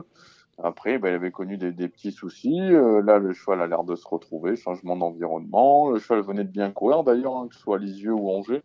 Je pense que sa présence à l'arrivée de l'étape de Reims n'était pas du tout une surprise. Après, la course était très ouverte. Alors, les favoris ont déçu. Frenchman a eu la mauvaise course, donné au vent. Mais Frenchman, on sait qu'il a pas. En plus, il a donné au vent. C'est un cheval qui n'a pas de moelle. Voilà, on sait que c'est un cheval qui faut pouvoir planquer. Voilà. Malheureusement, les autres favoris ont également déçu. Et Didi Pomereux qui se rapprochait quand il s'est mis au galop. Flower by Magalou qui a eu la bonne course, mais qui a été assez décevante. Et on a des chevaux qui avaient une chance, qui sont à l'arrivée. Malheureusement, ils étaient beaucoup dans ce cas-là, et ce qui fait qu'il y a des rapports un peu spéculatifs. D'accord, vous vouliez dire quelque chose? Ouais, Mathieu. Dominique, je voulais dire quelque chose. C'est que je pense Eddie Dupomereux, pour le coup, si il était resté au trot, je pense qu'il aurait pu inquiéter Girolamo. Parce qu'il arrivait dans une plaisante action, et je pense même qu'il a été un peu gêné. On aurait eu finalement presque un jumelé Roger. C'est ça, Roger au carré. Ouais, Roger au carré, magnifique. La Grogne ne fait... la Grogne, on change de sujet. On parle de l'affaire du MO15. La Grogne ne faiblit pas, à part chez vous. Il y a un peu partout finalement, parce qu'il y a eu un mouvement d'humeur à Angers. On a encore eu un cette semaine à Marseille, avec les professionnels. Vous qui habitez dans le sud-est de la France, on vous en parle, je suppose, tous les jours, Alex. Oui, après les professionnels sont toujours mobilisés par rapport au soutien de Yannick et de Sophie Blanchetière. Yannick Alain-Briand et Sophie Blanchetière. Voilà, Yannick Alain-Briand et Sophie Blanchetière. Les professionnels ne comprennent toujours pas pourquoi il a aujourd'hui une telle sanction. Donc voilà, et surtout on a du mal, en fait, on ne sait pas vraiment ce qui lui est reproché aujourd'hui. Donc c'est pour ça que les soutiens continuent à droite à gauche envers Yannick. C'est vrai que c'est quelqu'un de très apprécié par chez nous, qui est reconnu pour son même travail. au-delà de chez vous. Oui, bien sûr, partout en France, mais c'est vrai que chez nous c'est un peu le pilier. Donc voilà, c'est pour ça que ses confrères en fait continuent de lui apporter son soutien. On vous en parle régulièrement, vous le savez. Allez, on va parler maintenant de la réunion de Vincennes. Belle réunion à Vincennes, Alexandre. C'est vrai, belle réunion avec notamment des épreuves réservées aux 5 ans, la jeunesse également, hein, sous la selle. Donc non, réunion plutôt intéressante, en tout cas sportivement parlant. Alors, le Z5, c'est le prix Henri Lévesque. Je suis un peu déçu du choix de la course parce que 15 partantes, certes, mais il y en a 6 ou 7 qui n'ont absolument rien à voir parce qu'on prépare de futurs engagements autre-montée. Je pense à Hirondelle du Rib, pense à Alix, d'ailleurs les deux évoluent Ferré. Et ensuite, on a des Happy and Lucky, Ferré également, on a des Happy Star Drive, Ferré également. Ce qui veut dire qu'on va tourner sur 9 juments, vous êtes d'accord avec ça ? Ouais, mais après, je crois que c'était le plus gros nombre de partants de la Réunion. C'est le problème. Si je ne me trompe, donc on est parti là-dessus. Après, il y avait une épreuve avec des étrangers, mais ils n'étaient que 13. Voilà, après, c'est quand même pas un mauvais lot en soi hein, qui a été choisi. Donc forcément, il y a des juments qui ont d'autres objectifs. Maintenant, je pense qu'on a vu pire quand même comme quintet un samedi à Vincennes. Ouais, non, c'est vrai. La favorite de RTL, c'est Uwaga. Voilà, je me dis Uwaga parce que la dernière fois, elle était ferrée. Je ne suis pas sûr qu'elle vaille les meilleurs de la course, mais avec Jean-Michel Bazir, comme c'est une course qu'on a visée, déférée des 4 pieds, ça peut, à mon avis, bien se passer. Le favori de RMC, Mathieu ? Favorite de RMC, pour le moment, je veux dire, je ne me suis pas concerté avec les deux collègues, avec Dimitri et Frédéric Kita, mais par contre, la mienne, je pense que je ne vais pas être original, mais je vais choisir Anna Démol, le numéro 15, qui a quand même gagné le critérium des 3 ans, si je ne dis pas de bêtises. Non. Là, elle est déférée des 4, elle a été préparée, elle vient de faire une course sage, une petite course de rentrée pour être prête pour ce rendez-vous. Pour moi, les limites déclassées dans cette compétition. Alexandre.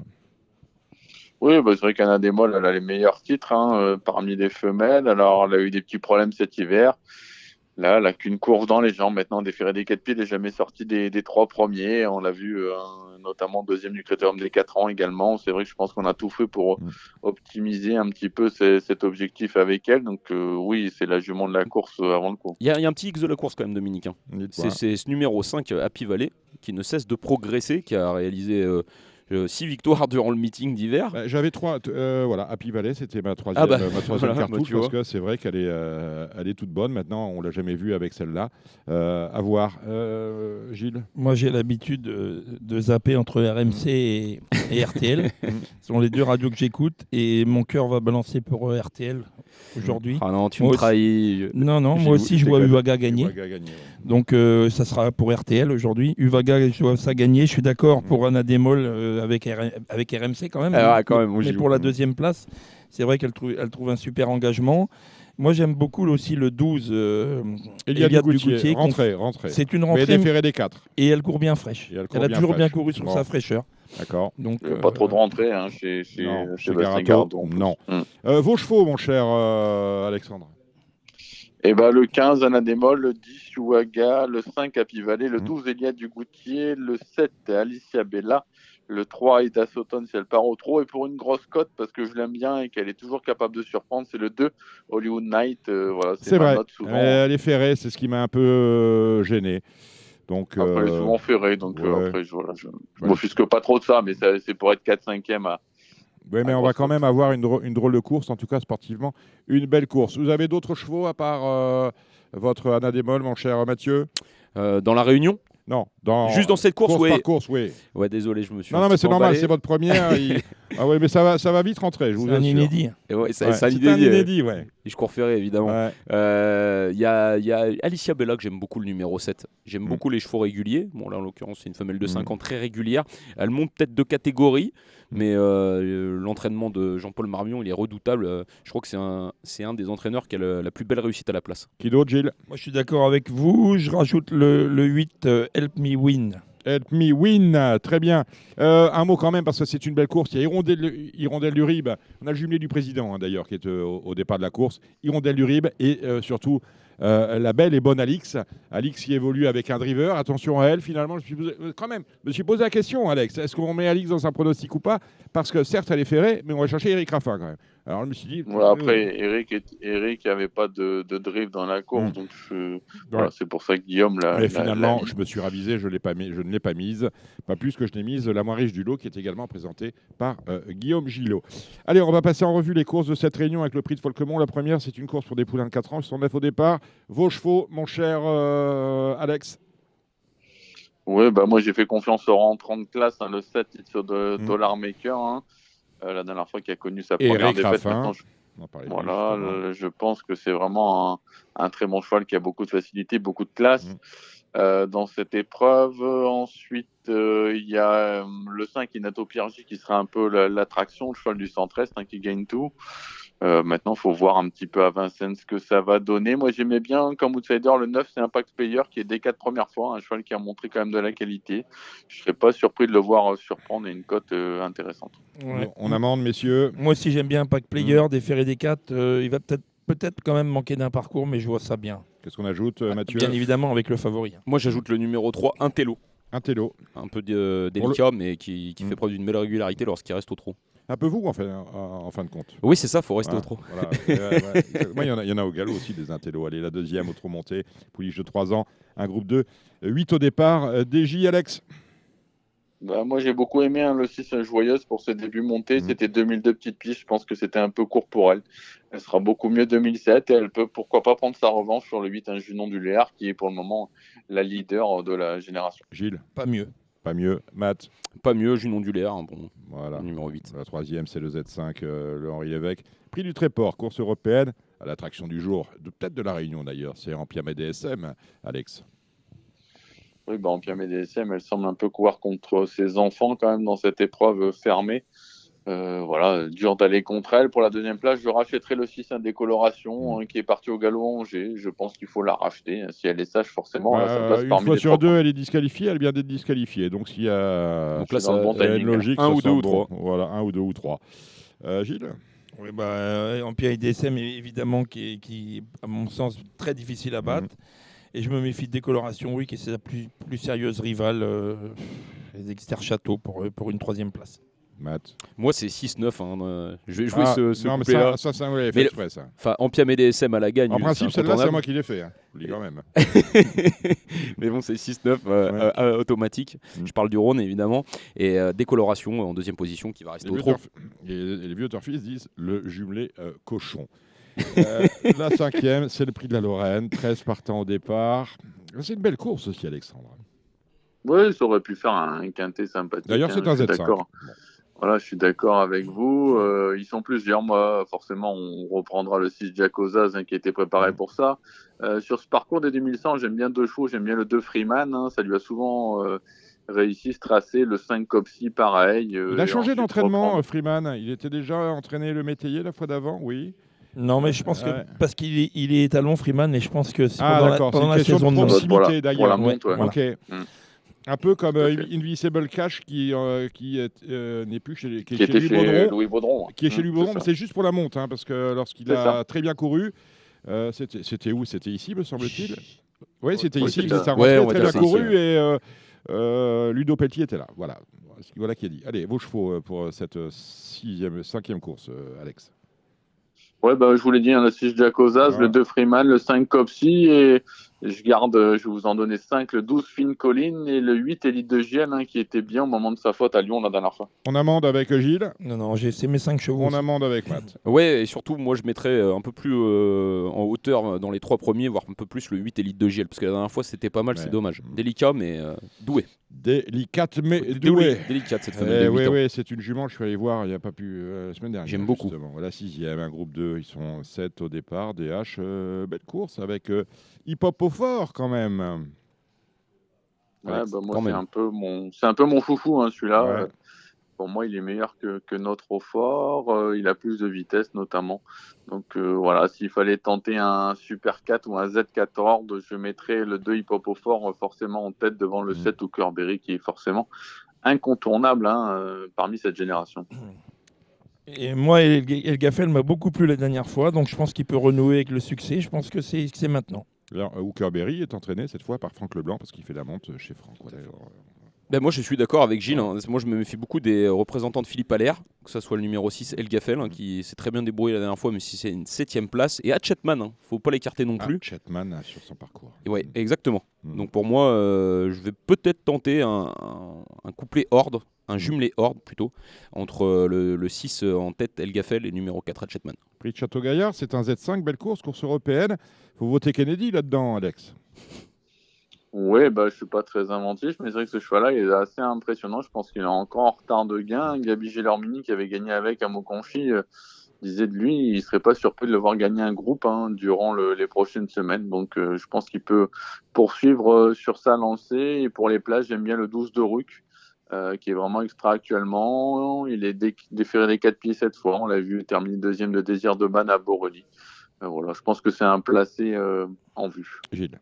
Ouais, c'est Kennedy, c'est un penalty à mon sens. Et puis moi, je vais rajouter Belker, la nouvelle recrue. Alors, Belker, nouvelle recrue de Jean-Michel Jean-Michel. Bazir. On vient de chez Robert Berg avec le patron Sulky, déféré des 4. Ça sent bon. Ouais, ça ça vous sent inspire, bon. Belker, mon cher Mathieu? Oui, c'est vrai, il m'inspire beaucoup. Alors, si je dis pas de bêtises, il avait des références. Il vient d'arriver dans les box de Jean-Michel Bazir, Oui, c'est bien ça. Hein. Oui. C'est assez récent. Il a couru au Croisé-la-Roche le 12 mars. Oui, c'était ça. Voilà. Et, de manière tout à fait anonyme. Et il était encore entraîné par Robert Berg avec au sulky Philippe Hachel. Alors, vous voyez.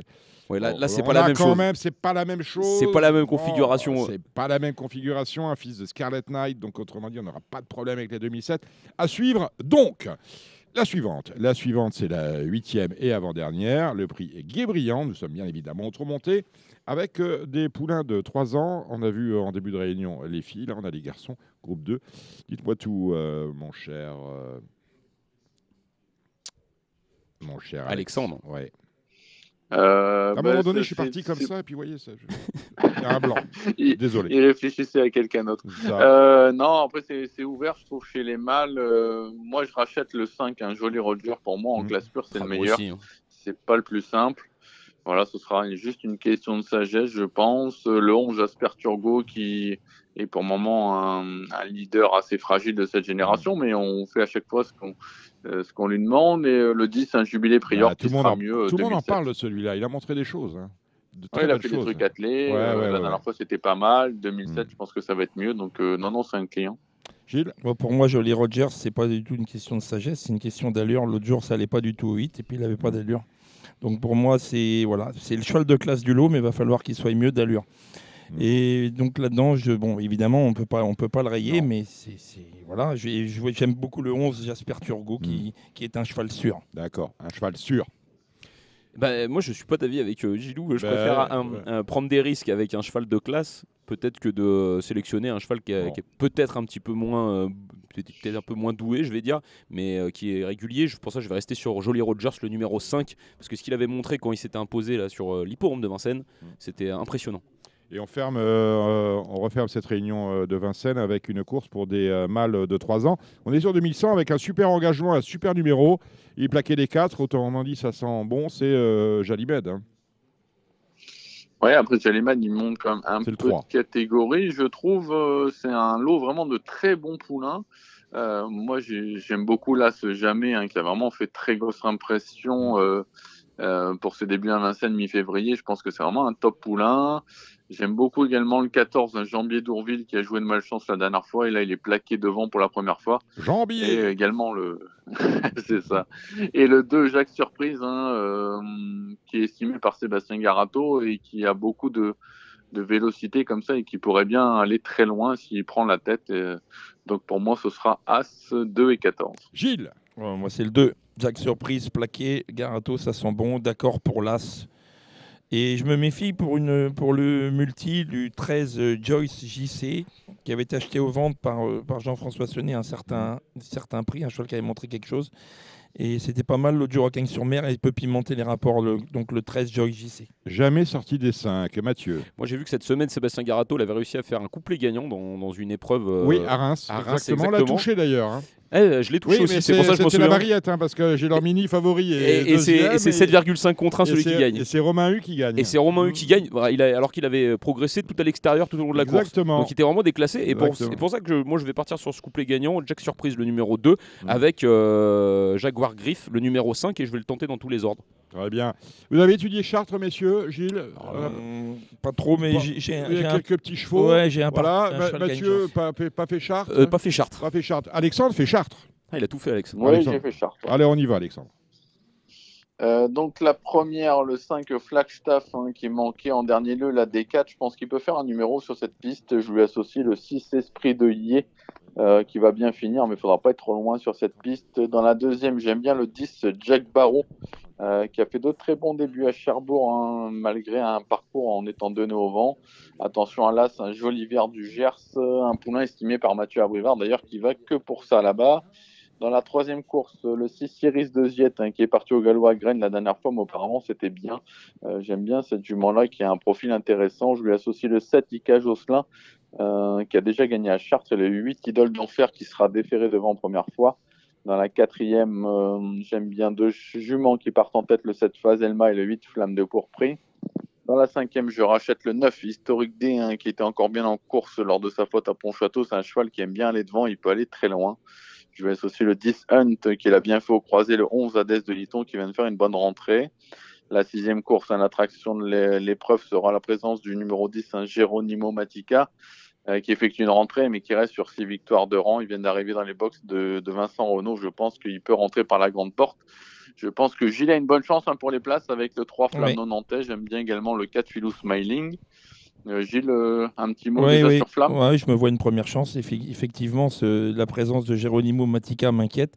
Mais ma jument est très bien. Elle n'a pas été très chanceuse l'autre jour à Caen. Elle aurait été plus près dans le parcours. Elle n'aurait pas tapé loin. C'est une jument qui est brave, qui est sûre, qui fait toutes les arrivées. Non, je serais déçu de ne pas être dans les 4. Voilà qui dit. Et dans la dernière, j'aime bien le 12 Iron du Gers, qui n'a pas manqué sa rentrée à Rambouillet. Maintenant, c'est pas un gros lot, donc je pense qu'il peut répéter. Moi aussi, j'aime bien le 12. Vous avez d'autres chevaux par rapport à la Réunion de Chartres? À Chartres, non, mais Iron du Gers, comme il a dit, je pense qu'il c'est le gagnant. Vous avez des partants ce week-end? Oui, j'en ai un autre. Bon, j'ai ça dimanche. J'en ai un autre aux Andelys qui a une très bonne chance pour ceux qui vont aller se promener. C'est un très beau champ de course, c'est l'occasion d'y aller, c'est le week-end de Pâques. Voilà. Tous les hippodromes sont sortis, enfin, les enfants ouvrent leurs portes pratiquement. Ouais, il y en a de tous les côtés. Ils se en team dimanche, c'est très bien aux Andelys. Et après lundi, au Croisé-la-Roche, j'ai Fadouna Dokagne qui aura une chance pour une place. Et j'ai 2 J, mais qui sont compliqués plutôt à regarder courir. Alors évidemment, c'est un peu un running gag ici, vous le savez. Évidemment, donc tous les champs de course de France sont ouverts pratiquement, là où on peut courir sur du gazon avec de belles courses et de bons chevaux et de bons jockeys et des gens qu'on connaît tous. Mais on ne peut pas s'empêcher. Je veux dire, c'est running gag, on aura dimanche des courses à Berlin, Hopgarden, le matin, hein, parce qu'il n'y en a sans doute pas en France, pas assez. Et on ira même voir les chiens de Crieux-à-Eau. Voilà, c'est les seuls chevaux du monde qui aboient, on peut les trouver à Crieux-à-Eau en Autriche. Hein. Et puis, bien évidemment, dimanche, vous irez au Chili, parce que les courses chiliennes, quand même, ça manque sans doute à votre culture générale. Donc, on nous prend quand même pour des jambons. Allez, on a le trophée vert, deuxième étape du trophée vert. Avec une course, il y a du monde. Ouh là là, qu'il y a du monde. 18 Vous avez fait le papier, mon cher Alex? J'ai regardé très brièvement. C'est un très très bon lot. Voilà. Vrai, il faut trier, hein. Bon faut trier, mais c'est un très très bon lot. Notre ami Mathieu Varin, là, qui revient avec Calimero du Tilleul. Voilà, après Reims, pas classé. Là, après, c'est vrai que sur l'herbe, je pense que le cheval sera bien. Hein. De toute façon, je pense que Mathieu, il avait plus d'ambition dans le trophée vert que dans le GNT. Mais voilà, il y a des bons chevaux. Il y a l'X de la course, pour moi, c'est quand même le 2 Gershwin de Chenu en tête, qui est un cheval de classe. Hein. S'il fait bien l'herbe... On demandera à son éleveur, Franck Pellereau. Voilà, vous lui demanderez s'il fait bien l'herbe. Je pense qu'il a vraiment un premier rôle à tenir. J'aime bien également Fanal du Garden, hein, qui part devant et qui, lui, en tout cas, est confirmé sur l'herbe. Donc ça, on est sûr de son aptitude à ce cheval-là. Après, on a des chevaux à 50 mètres, hein, des chevaux comme Carnaval du Vivier, comme Elvis du Vallon. Maintenant, moi, je jouerai quand même en tête. Je resterai sur Fanal du Garden et sur Gershwin de Chenu. Vous connaissez comme moi, c'est une petite piste. Hein. C'était ça ma question, Dominique. Est-ce que c'est facile de rendre la distance avec Omoa? Parce que Alexandre. Si on voit Alexandre, tu t'en penses quoi?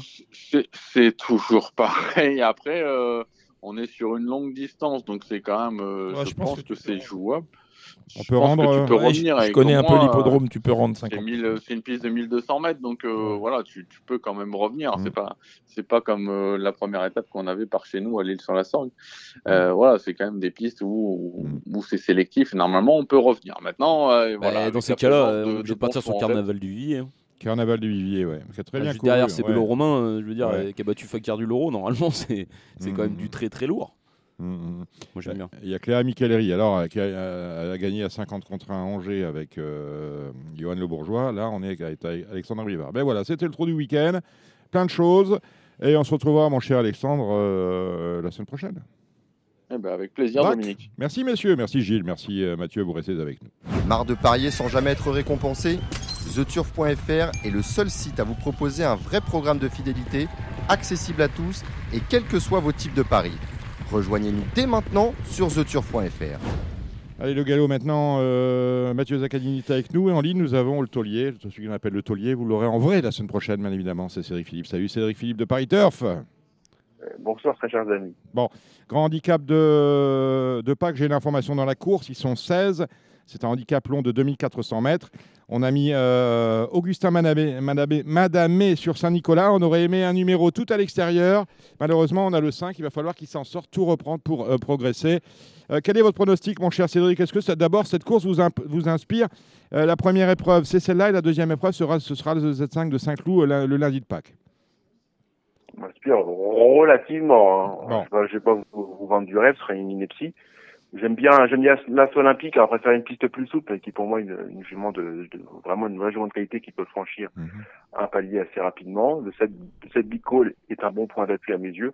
Comme le 9 Champ de Mars qui vient de se réhabiliter dernièrement, qui est un cheval de qualité, que connaît son entourage, effectue des placements ambitieux depuis Calas. Donc à 7-9, mais sans beaucoup d'exubérance ni de conviction. Le 14, bien sûr, numéro tien, c'est la course visée.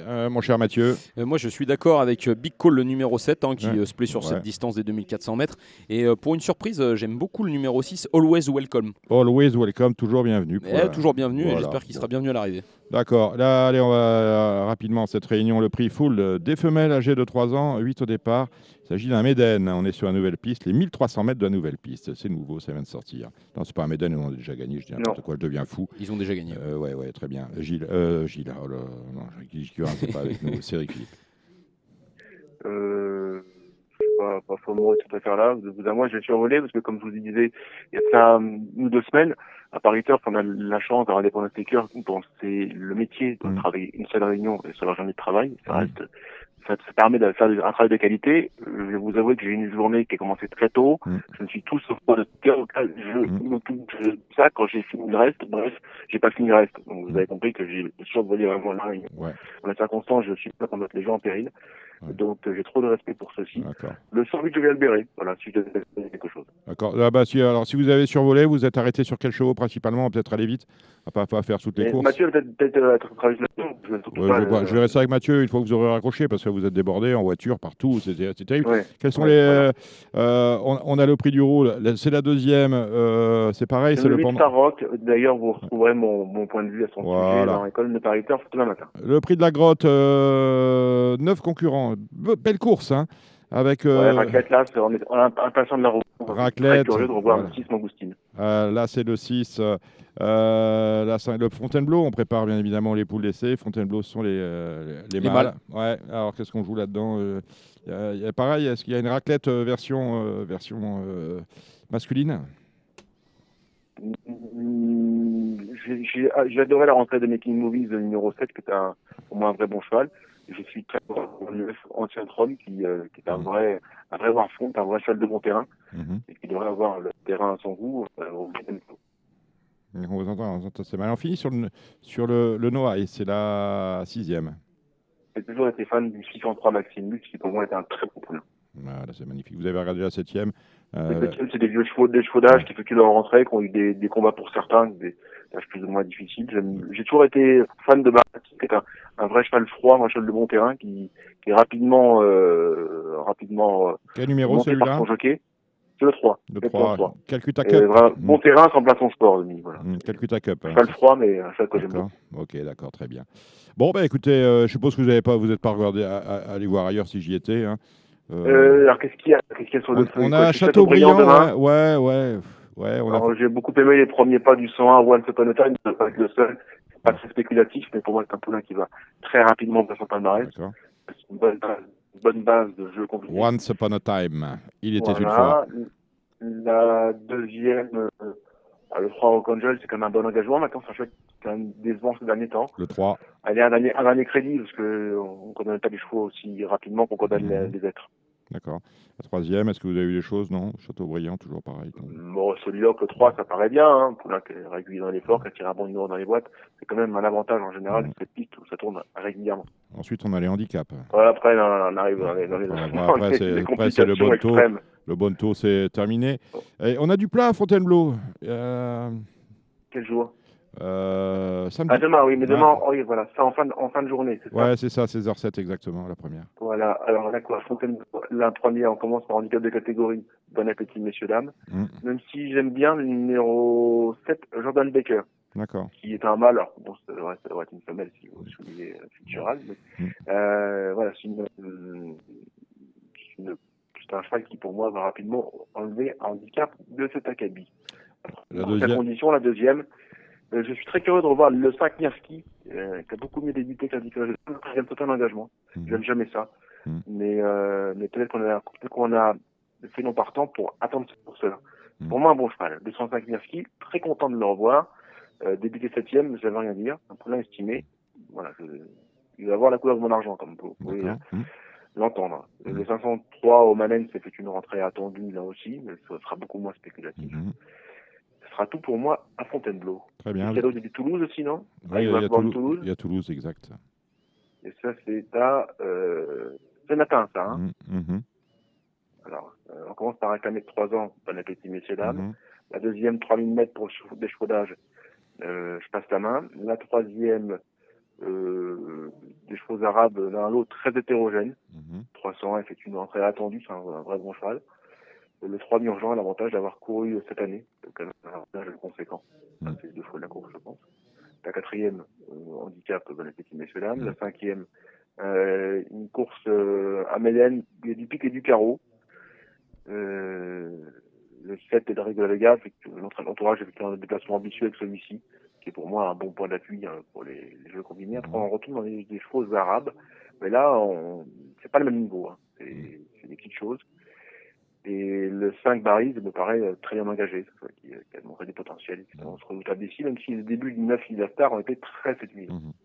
Ce sera tout pour moi, je crois, Dominique, pour ce jour. Vous avez regardé le Z5 de lundi à Saint-Cloud, non? 2004. Ouais, mais, très compliqué.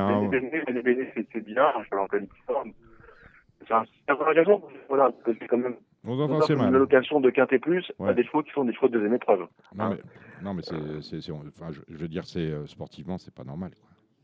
Non, c'est étonnant. Auparavant, c'était audible quand vous aviez un super handicap. Oui, quand vous retrouvez quand même avec des chevaux de valeur 40 top weight de la deuxième épreuve. Avec des 46, 47 et moins. Voilà. Je veux bien entendre. Mais dans la circonstance, c'est moins acceptable. D'accord. Bon, après, attendez qu'on a une proportion à soumettre à tout dans ce microcosme, allons-y. Mais le 2 Béné, c'était bien, elle n'a pas tiré un roulement dans les bottes, c'est quand même un peu embêtant. J'ai beaucoup aimé la rentrée numéro 4, Avelaneda, qui sera ma pouliche de la course, le 4. Voilà. Avelaneda, avec notre ami Ronan Thomas, que je vais réinviter prochainement, un message est lancé. Il est rentré d'Abu Dhabi la semaine dernière, il a fait quelques allers-retours et il est bien présent avec nous. Et puis il fait déjà des places à suivre. Je me souviens que l'année dernière, il avait quand même gagné de belles épreuves, ce Ronan Thomas qu'on salue. Dites-moi, vous avez regardé l'affaire Vermeulen, puisqu'on parle de ça? J'ai regardé l'affaire Vermeulen, non, je ne les ai pas vus. Non, mais est-ce que vous avez reçu, on a tous reçu la notification de l'appel. Bon, ça vous a inspiré quoi? Bon, voilà, quoi. Appel confirmé, enfin première instance confirmée. Puisque les juges de France Gallo ne se déjugent pratiquement pas, jamais. Donc voilà, bon, on en reste. On va aller au civil, qu'est-ce qui se passe ensuite maintenant? Je sais pas. On passe. Ensuite,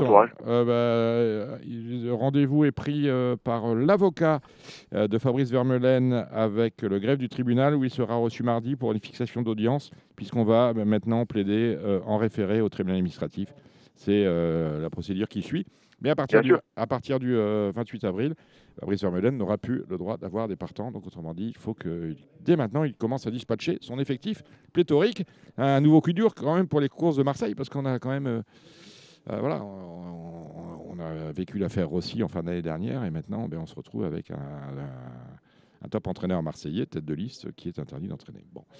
Voilà, bon, il n'y a rien d'autre à dire, on va laisser faire la justice pour le coup. Et Voilà, on puis, va laisser faire la justice, on n'a pas bien. beaucoup de commentaires. Merci Cédric Philippe d'avoir accordé dans ce dossier, comme bien souvent. d'avoir accordé ces quelques minutes de votre temps. Très C'est un plaisir, chers très amis, je précieux. retourne à mon labeur. Et on vous retrouve au Cardinal la semaine prochaine, vous le savez. Avec grand plaisir. Voilà, cette émission Bonne s'achève. semaine à vous. Merci Cédric Philippe. Merci Cédric Philippe pour vos pronostics de l'eau. Cédric Philippe de Paris Turf.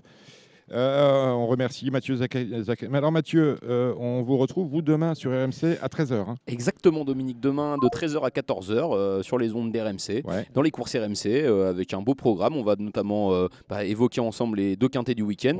Et pour être tout à fait honnête, je ne sais pas encore qui sont nos invités, mais on aura forcément des entraîneurs du samedi et du dimanche qui vont intervenir. Et puis il y aura également Lionel Charbonnier comme à chaque fois qui est toujours Lionel, présent. Yo-Yo toujours présent, très très bon. Et puis voilà, on va essayer de trouver quelques chocos. Je pense que la réunion de dimanche est un peu plus compliquée pour moi. Par contre, je trouve que demain c'est assez intéressant parce que alors il y a la différence d'autres, moi je trouve que c'est bien, il n'y a pas beaucoup de partants, je parle en tant que parieur, puisque finalement on peut, statistiquement parlant, c'est un peu plus facile pour moi, il y a moins de problèmes de peloton. Quand même des jeux, regardez les rapports du Z430, c'est du vrai argent. Quoi. Exactement, il y a le Z4, très très beau rapport, après bien sûr il faut les trouver, mais je suis plutôt confiant pour la réunion de demain, il y a des bons chevaux, notamment Ampium et DSM qui sera à suivre de très près. On peut partir avec cette on peut faire les reports. S'il n'y a pas de report, on peut prendre tout l'argent et le remettre à chaque voyage. Voilà, s'il n'y aurait pas possibilité de faire un report, on peut quand même faire des reports, on replace tout.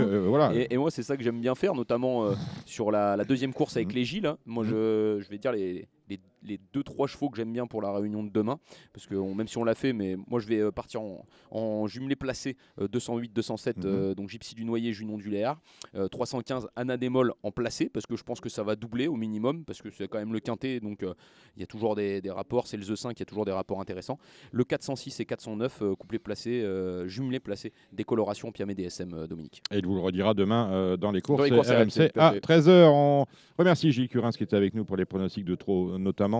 Et on remercie tous nos invités, à commencer par le vice-président du Trot, à savoir Franck Pellereau. On remercie Caroline Sionneau d'être passée nous voir avec Christian Le Barbet. Et on remercie également Hugues Rousseau. Je vous retrouve la semaine prochaine. Là, on était à Vincennes. La semaine prochaine, on retourne dans nos pénates. Nous serons bien évidemment au Cardinal, belle brasserie au 5 de la place de la Porte de Saint-Cloud, c'est dans le Paris 16e. Et d'aucuns me demandent, est-ce qu'on peut passer vous voir ? Eh bien oui, on y est chaque vendredi en principe, vérifié à partir de 16h. Voilà qui est dit, c'est la fin de ce numéro de Radio Balance. Merci de l'avoir suivi. À la semaine prochaine. C'était l'émission Radio Balance. Transformez les conseils des experts en gains grâce aux 150 € de bonus pour l'ouverture de votre compte theturf.fr. C'était votre programme avec The Turf. Avec l'app The Turf entre les mains pour parier, ça va aller. The Turf, une histoire de turfiste.